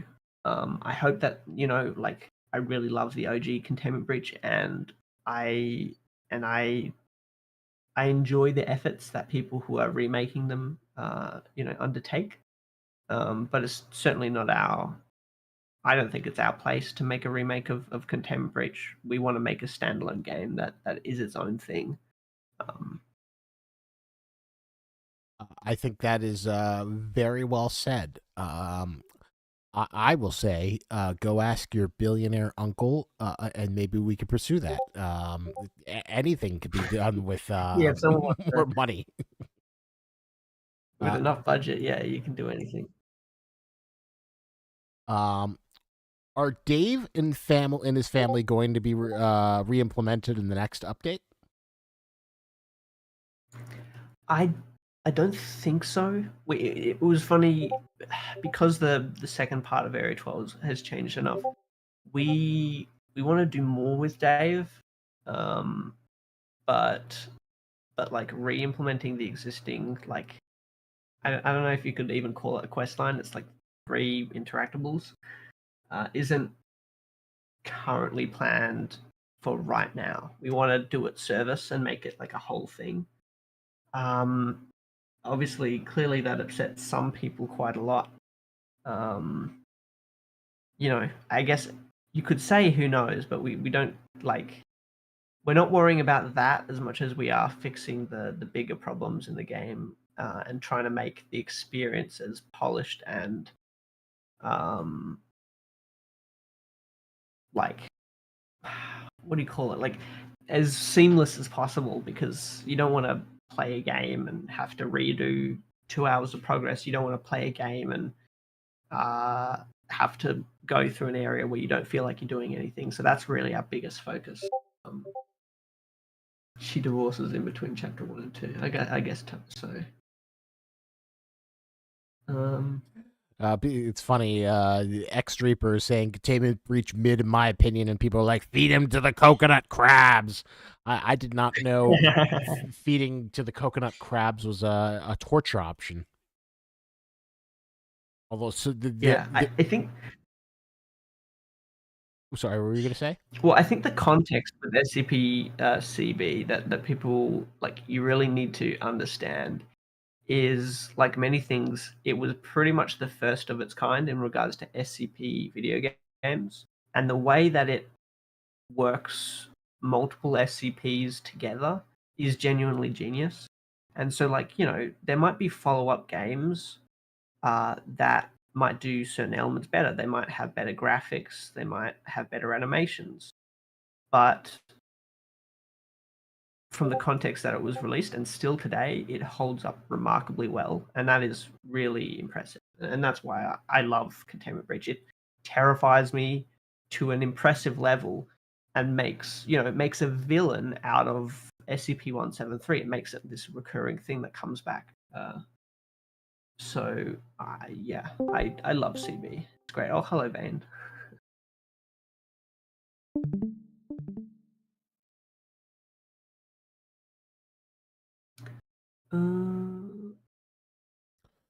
So what are we looking at here? I see we've got the different character models on display. Is this you prototyping the sliding door, or what are we working on right now? Well, I just brought these guys out to show off the patches, really. They're just chilling. Different player characters. And sadly, without a player to control them, they just become empty players, just sitting there, no item, for whatever cruelty to be undertaken. Poor guys. Help! I Yeah, can't. Help! I can't get up. my favorite. Yeah, exactly. My favorite reaction image is the GOC and UIU kissing. I think it's a beautiful, beautiful image.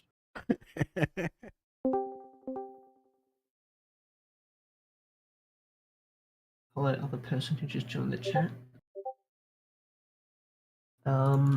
Yeah. So, in terms of, has anyone mentioned Fragmented Minds? I don't think anyone has mentioned Fragmented Minds yet in this chat. It's a cool game though. I'm excited for their. I know they put out their demo, so I'm not sure what. I guess they're working on their early access release. I'm guessing, but it's a cool game. It's definitely doing something very different because it's more going into that survival horror immersive sim thing, which I think is a very interesting take in the SCP space. It's definitely different from 5K, which is less so about survival horror and more about like tactical horror. So yeah. Uh, Eternal Interactive says, "Will there be any cinematic endings for SCP-5K's campaign? Because it's kind of disappointing when it's just the players going up the vehicle elevator." Yeah, we have a lot of plans to integrate more cinematic elements into the game, and there will be an entire story in the final playthrough of the game. It just takes a lot of time, money, and effort to get to that point. Um, and there's a lot of elements that we're intentionally leaving out right now in order to not spoil things for the final game. We want to have that final push where we put out the final game, and even people who have played it for years will have something new to play through. Something big. Why does the FBI vest patch clip through the character? Will it be fixed? Patch clips through because of weight painting. It's like technically not attached to the character, and so when you weight paint a character, you essentially assign the vertices to different bones and blend between it. And it's really annoying to make it work properly with like detached bits. It will be fixed at some point. It might even be already fixed and just not implemented currently. We have a fantastic donation from Silenced Inferno, $5 Canadian. Thank you for pledging to our pledge drive. Look for your SCP 5K and a Afraid tote bag in the mail. Sadly, there is no tote bag, but you have a tote bag in spirit. And he asks, I guess, a simple way to format my question, if you could say, what is the plan for the PSI-Z program? What can you tell us about the PSI-Z program right now? That's a great question. So the size is so like I assume you're talking about. I think I saw your comment earlier in relation to like reworks for the zombies. Um, the the Resonator and the Devastator aren't going anywhere. Like they're still they still have a piece ongoing in the long term history of the game. well, not history, in the future of the game.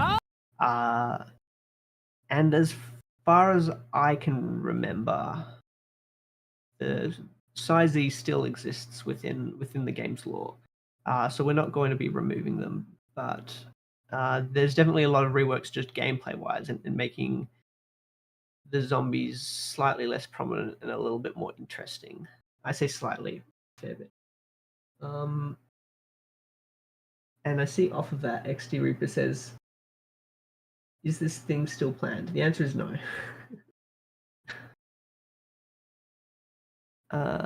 Tomcat says, "Why do the Size have butt cheeks? Do they use the bathroom?" Um, I don't know if they. I guess you can. That's up to your own head canon, really. They once were human, but I don't know if they do now. Like What I would scarcely imagine one of the Sizey attacking a character and then stopping and walking off to the bathroom. I don't imagine they. I have I to don't know what I they have would to do. ask, what happened to the D class Big Daddy? How did he decide not to make it into the game? This old Sentinel artwork. Oh, the Sentinel. The Sentinel was a thing. Like I can't say exactly, but the Sentinel was something that wasn't fully confirmed. It was an internal. The image wasn't meant to go out, right? It was a proposal that we were talking about, and so when it got canned, like we just decided not to do it. Essentially, we decided it didn't fit in with what we wanted gameplay and story wise. Um, and yeah, it wasn't really meant to be revealed to the public. There you go. You've got leaks. You shouldn't have seen that, but now you do. But maybe you can mod it in as you play technical director of SCP once the Steam mod support is out there. um, operational operator asks, in some reviews of your game, people noted the interface in the game is very unclear and there's too little information provided. Do you have any ideas on some quality of life improvements? And then yeah, absolutely. There's a lot of UI and UX improvements that we're working on. One of them is the investigation system, which I know there is a prototype, but I don't think I'm allowed to show you guys yet. Um, Ways of revealing and allowing the player to interact with the environment and reveal things more clearly is absolutely something that's going to be there. There's also a couple of bugs that cause certain UI elements to disappear right now, which like like this little guy, that the health indicator sometimes disappears. So things like those bugs that cause information to not be there, of course, also plan to be fixed. And then there's a variety of plans to both using voice acting uh, and other indications UI and stuff like that to make more sense. Uh, because you know if your UX is bad, like if people can't use the game easily, then they can't play the game easily, and obviously people know that in reviews and in their experience. So absolutely, there's a lot of quality of life there. The other thing is there's a couple of small things like when you pick up something, we have the journal in the game, but probably a lot of people don't even know that it exists. So having indicators to show that you can open something up in your journal or whatever we'll call it in the future. Um, yeah, yeah. So absolutely. Um, So hope that gives you an idea. Jack the Jack asks, what do you think of implementing some kind of system that allows you to revive your teammates similar to GTFO maybe? Or is it just going to stay as it is? So would there potentially be a uh, revive the down squad mate mechanic? I can't say. However, in terms of what do I think about the system, like I can speak to, I guess, some of the considerations about that sort of system, but I certainly can't say whether or not we'll be implementing one. Um, the difficulty with a system like that is it changes how death works, right? The difference between whether a character just loses all their health and dies, or whether they have to then go into a different mode and have the same character but in a different kind of state. Um, there's a bunch of implications in the code and animation from that, um, that creates, and then obviously for the gameplay, because if you can be revived, if you're not careful with your game design, that could reduce the impact of death and make it less important whether or not you die. And for example, it could encourage a player to run in there, kill a bunch of enemies, and go into almost certain death in order to allow other players to come through. So, like, I guess that's its own thing.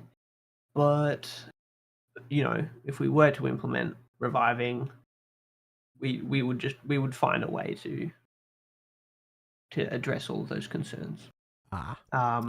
But yeah, well, I can't speak to whether or not we have any plans to do that. Uh, do you think the game will ever get ray tracing support? That's a good one. Everyone's like, "Oh my god, we gotta have ray tracing in this game." Well, oh my god, this game supports ray tracing. To me, it always feels like ray tracing doesn't really add much. But I'm not the most technically minded person. Is it worth it to get ray tracing into SCP-5K?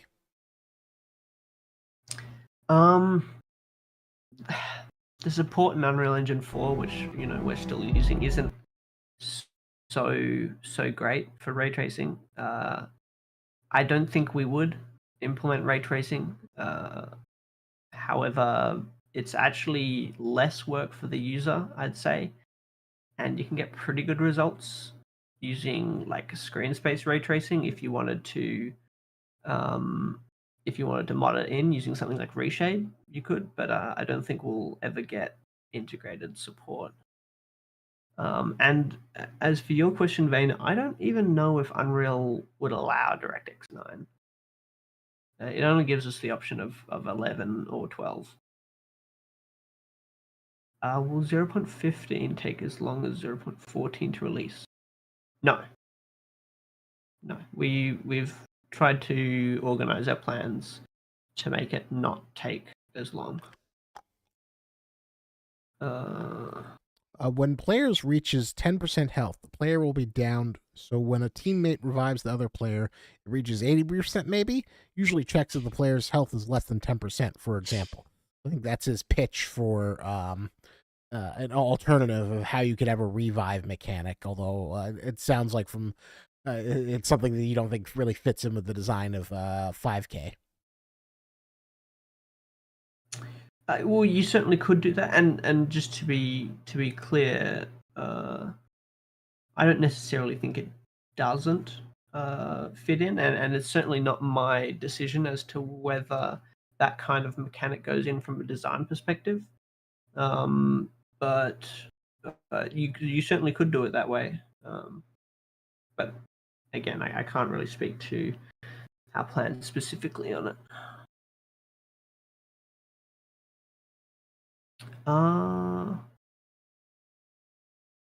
Zinthu the Sir, I don't know how to pronounce your name.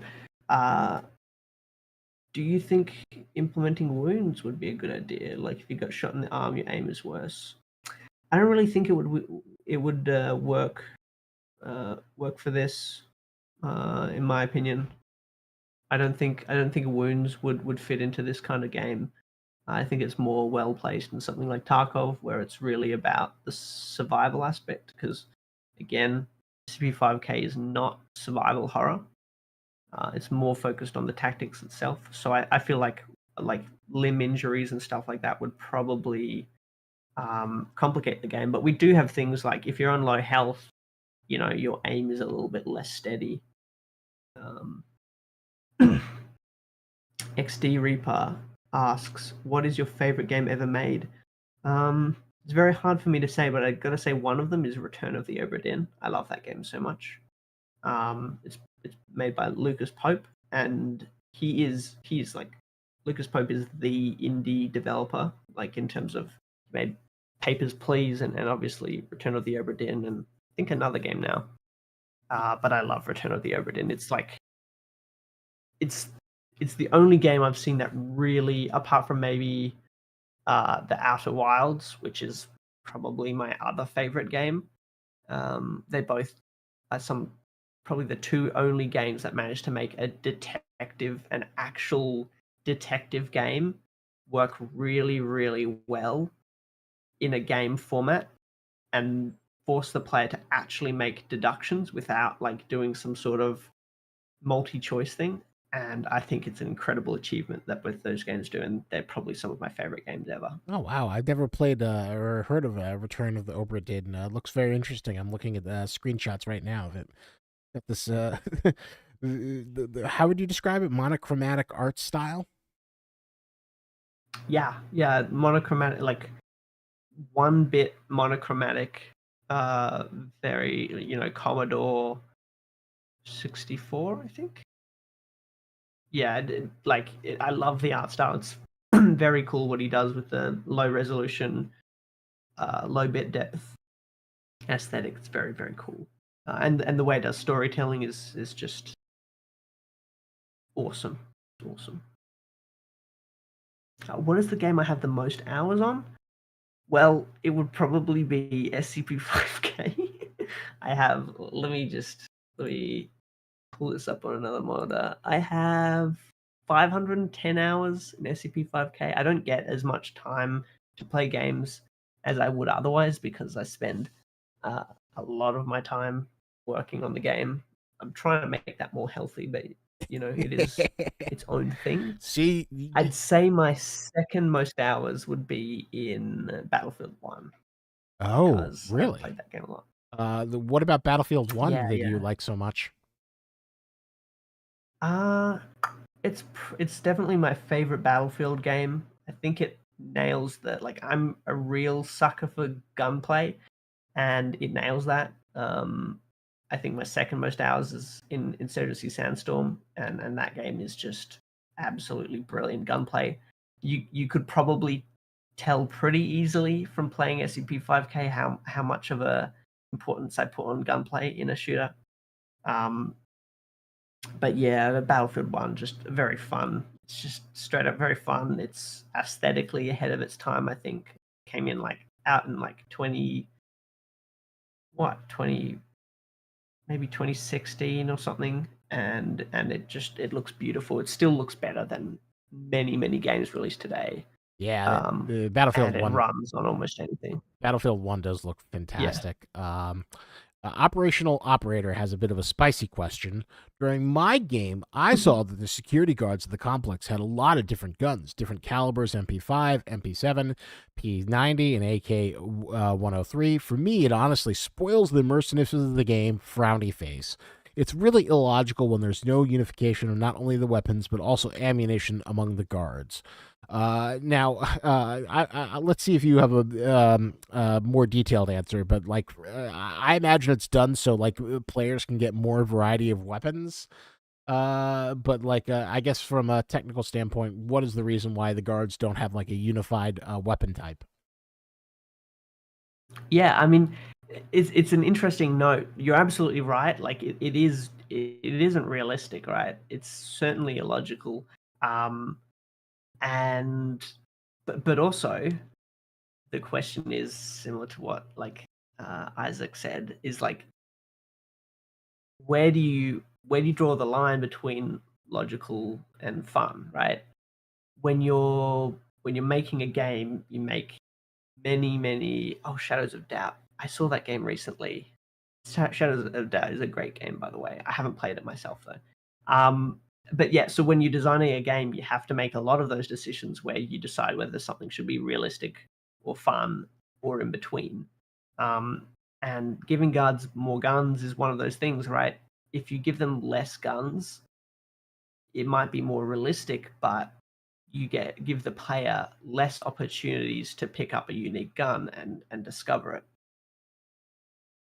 Because realistically, right, like something like the Foundation would probably have like, you know, one of each kind of category of gun. You know, they'd do a bulk order of some PDWs, a bulk order of like one or two types of pistols, and some assault rifles or whatever, and like that would be it.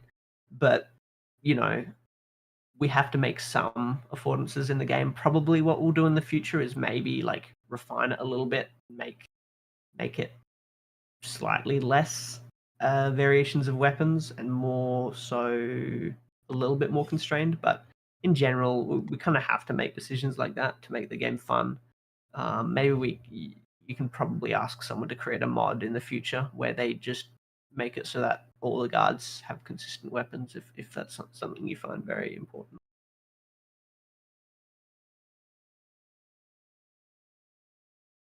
Vane says if you would have different factions, maybe in that case there can be weapon separation. We plan on that in our case. Certainly, that's something that we are planning on doing when we have more factions. Is having more variability in the weapon possibilities per faction, and making it so more so that part of the gamble is choosing which faction you are, and therefore choose the weapon.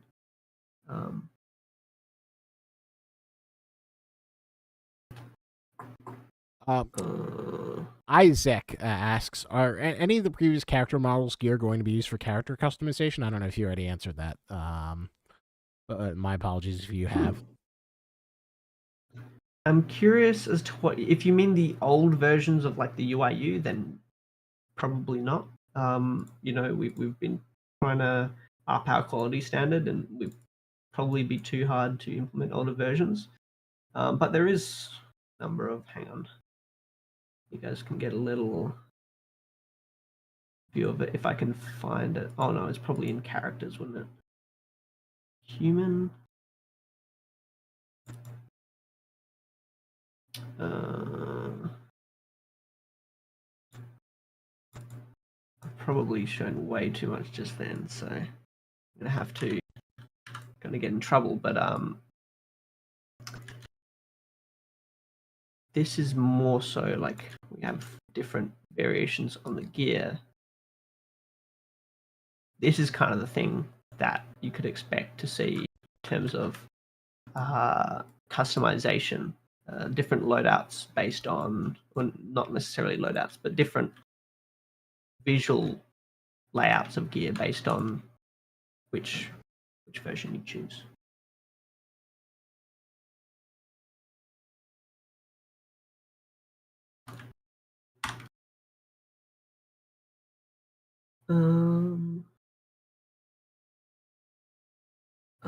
Someone said, is there any more Sentinel concept art that I can have? That you can have? No, but there is. I mean, with most things, there's different sketches and concept art of pretty much everything, even many creatures that will never see the light of day. And in the future, go to the SCP-5K Twitter and go to Instagram. That's where usually the concept art drops. Sometimes it also drops in the YouTube community tab. For creatures, when I get approval, I would love to share it all, but I have to go through Trey and Kyle Fitzpatrick to get permission. But there are lots of cool creature designs. I wish I could show them all to you at all times, but I have to respect the wonderful people at Fray and what they like to show out. Yeah, I mean, if you were curious about, if you're curious about all the concept art, at some point in the future there will be an art book, and whenever that's out, it'll probably be in a fair amount of time from now. It's not something that's super soon, but you'll be able to see pretty much all of that, the concept art, and you'll be able to see in retrospect all the things that didn't go into the game. But I can't, unfortunately, I can't reveal concept art for creatures that haven't been announced or otherwise implemented.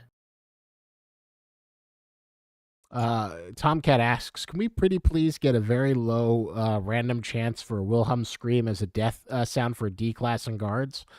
I will say this much. I think the licensing issues might be a little bit difficult for that, but there is some cool falling over the rails animations that were mocapped.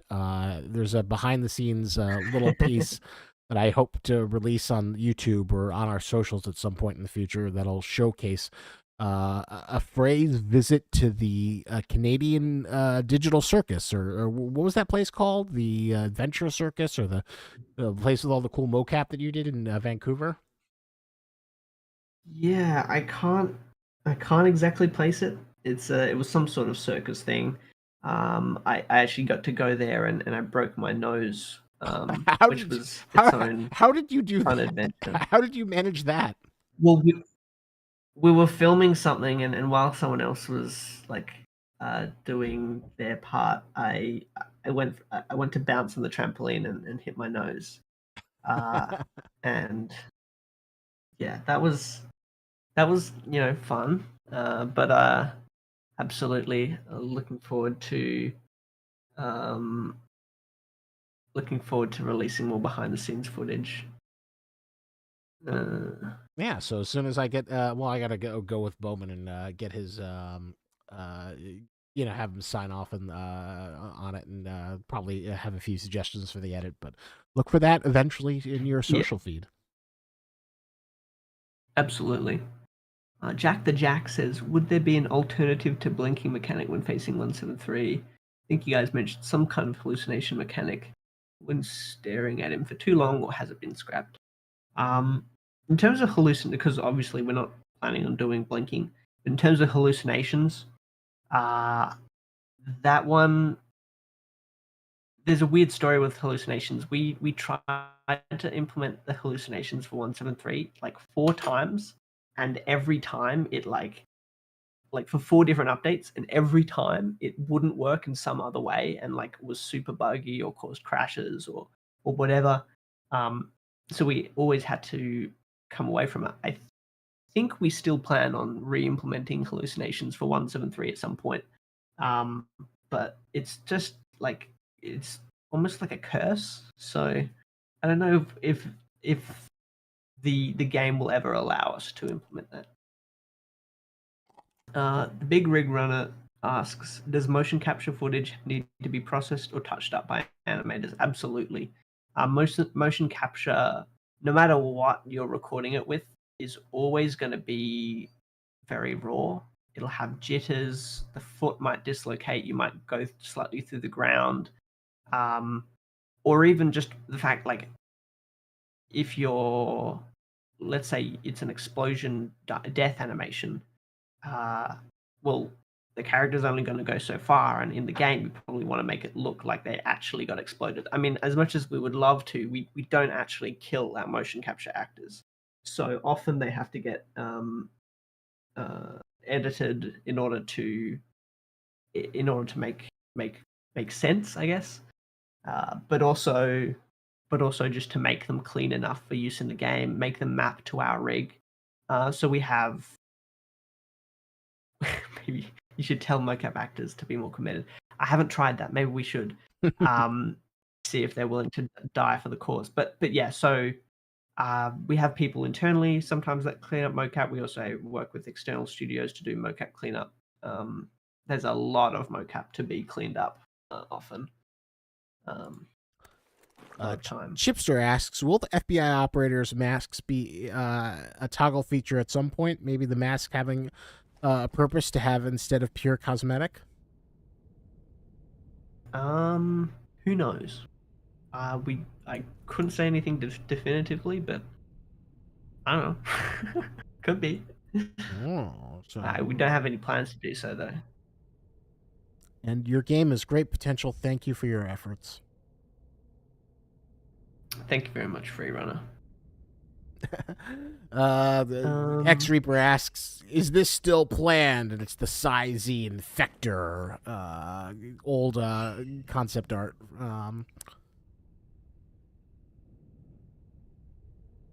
That is a good question. I yeah, I was just showing off the turning. Got a little footlock here now. I don't. I can't say anything in regards to the infector. There's no concrete plans to like do the full infector, but there's I mean, there's always possibilities, but we don't have. If I were to look at our pipeline right now, like our roadmap internally, we don't have it written down anywhere. So there's nothing concrete enough to for us to work on. That's concrete. Yeah, I was just looking at the.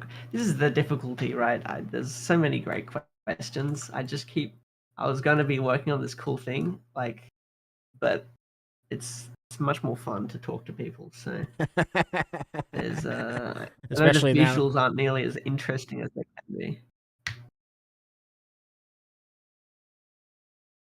Sorry, Isaac. Oh, Gaggle asks, will there be difficulty settings in the future? I find the current difficulty to be a bit too harsh, especially in single player.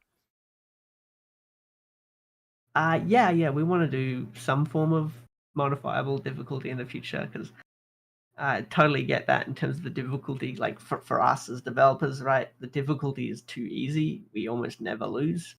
But for a lot of players, they're not looking for quite such a hardcore experience. And while, I believe in all that, the artistic vision and all that, but like at the end of the day, I believe people should be able to play the game how they want.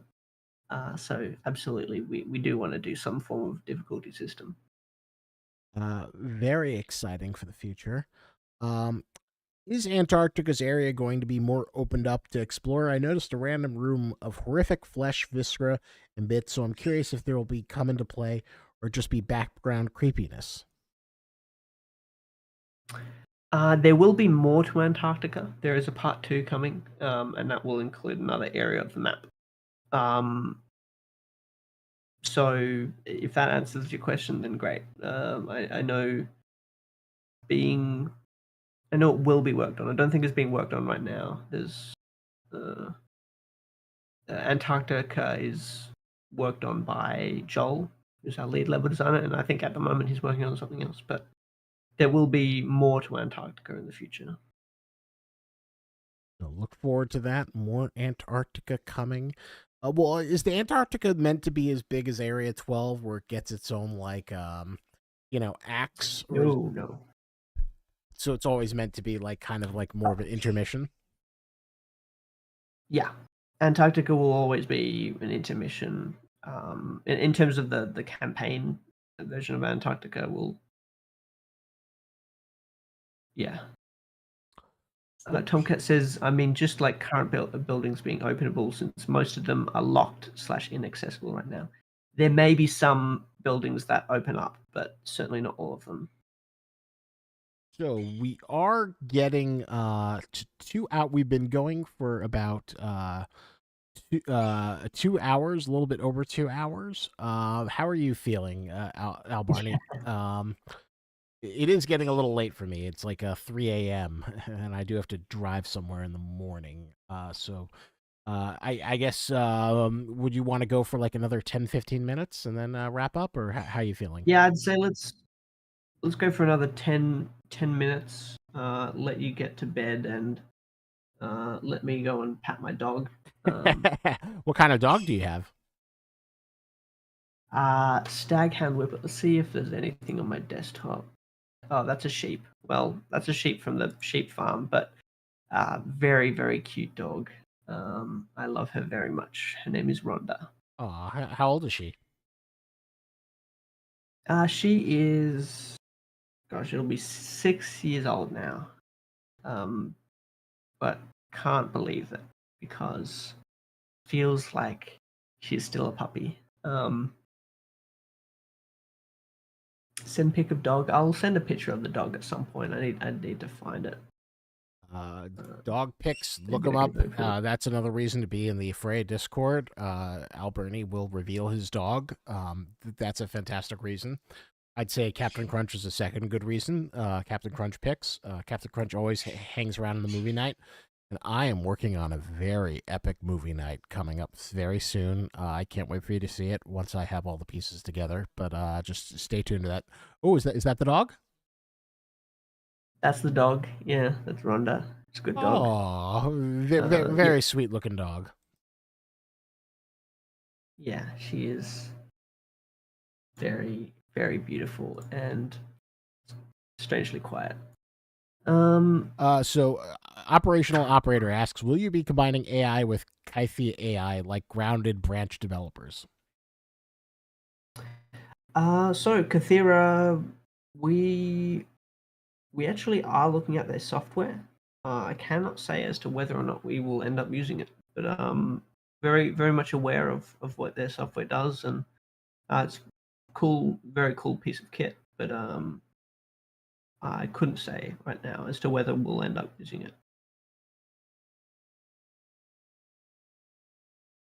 To be It's determined. 9 in the morning currently for me. You must be from Europe then, because this is when the Europeans all get on. Well, it was nice. We had some. It was a slow start, but then we started building up momentum. I did love the appreciation. We got a super chat. This was definitely a very interesting experiment. I don't know. I'd go longer if it wasn't for the fact that I had to drive somewhere in the morning. Um, but I definitely liked seeing more of the international audience for you guys. I hope you appreciated it. Where we tried this experiment of running an event late at night for us in the East Coast, but hopefully the prime of day for all you wonderful European people. Yes. Um, Everyone's all the all Floridians in EST just at what is it, 2 a.m. right now in Florida? no, it's like it's the same time as me, so it would be like 3 a.m. in Florida. Oh, 3 a.m. All right, all right. They are Yeah, located on the East Coast still, despite Florida being the central nexus of weird. Well, there you go. SCP 5K2 Florida, where the SCPs have to battle the bizarreness of Florida itself. yeah. Certainly. Uh, I That's gonna be the. I mean, Florida is an SCP in itself. So I don't even. well, has anyone done that? Like a gag SCP just called Florida Man? Probably, I would not be surprised. Just this one SCP known as Florida Man who just gets into all fights gators, breaks into zoos, is always on the news. Just this one insane man. Yeah, impressive levels of strength. Any 60 Reaper says devs versus players game night. I'd love to do one of those at some point. any We fi- would win though. So any final technical questions? Although I'm kind of curious though, if we ever do a Debs versus players PvP match, do you think anyone could beat you in a SCP 5K, Albarnie? I think there's probably some people that could beat me. I've seen some people that have ridiculous amount of hours in the game, and there's people who are better at FPS games than me. But I don't think you could beat the whole dev team. Like uh Anders and Dean and Vasily are absolutely crazy at this game, and they would destroy everyone. And I'm not bad myself, but not nearly as good as them. So there's no contest. We would win. Uh, I guess we can attach some incentive. Like if you guys manage to beat us, we'll put something in the game. Exactly, or like we gotta have to make Trey make another crate or something to like give him a reason to have them want to compete. Yeah. That's the tragic thing. Is as cool as it is when Trey makes like these cool pumpkins that he carves with a chainsaw, or this awesome SCP created. It like takes them away from doing, important stuff on the game. Yeah. Question: How do you Yeah, no, yeah, how yeah. do you handle considering adding new proposed content coming with both internally and externally? So I will say generally in terms of content suggestions externally, usually we don't end up using external content suggestions, not because we don't like the suggestions, but our plate in terms of content plans is usually pretty full. In terms of internally, and just in general, uh, the first question is whether there is a need for it. So, like, we check as to whether it's necessary for the game, like whether there's something in the game that needs this. Like, is there a lack of a certain type of content? Is there an area in the game that it would benefit from? Um, the next is whether it works for scope, right? Like, do we have the resources to complete this? And otherwise, it's it's about like whether it's technically possible, right? Like, um, whether the game can support it, or whether it makes sense to implement it into the game.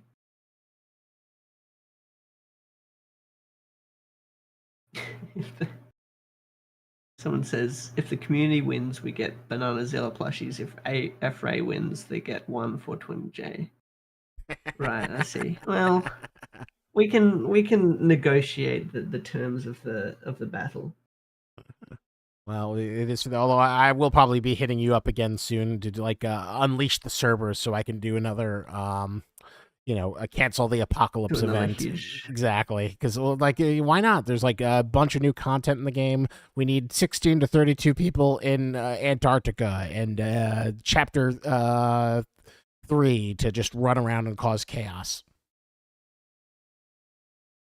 Yeah, yeah, no, absolutely. See how many people we can get in.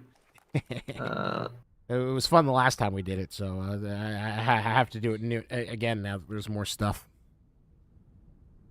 All right, I think we've reached the 10 minutes. I can feel myself crashing. I need to get to sleep. yeah, I can Albert, imagine.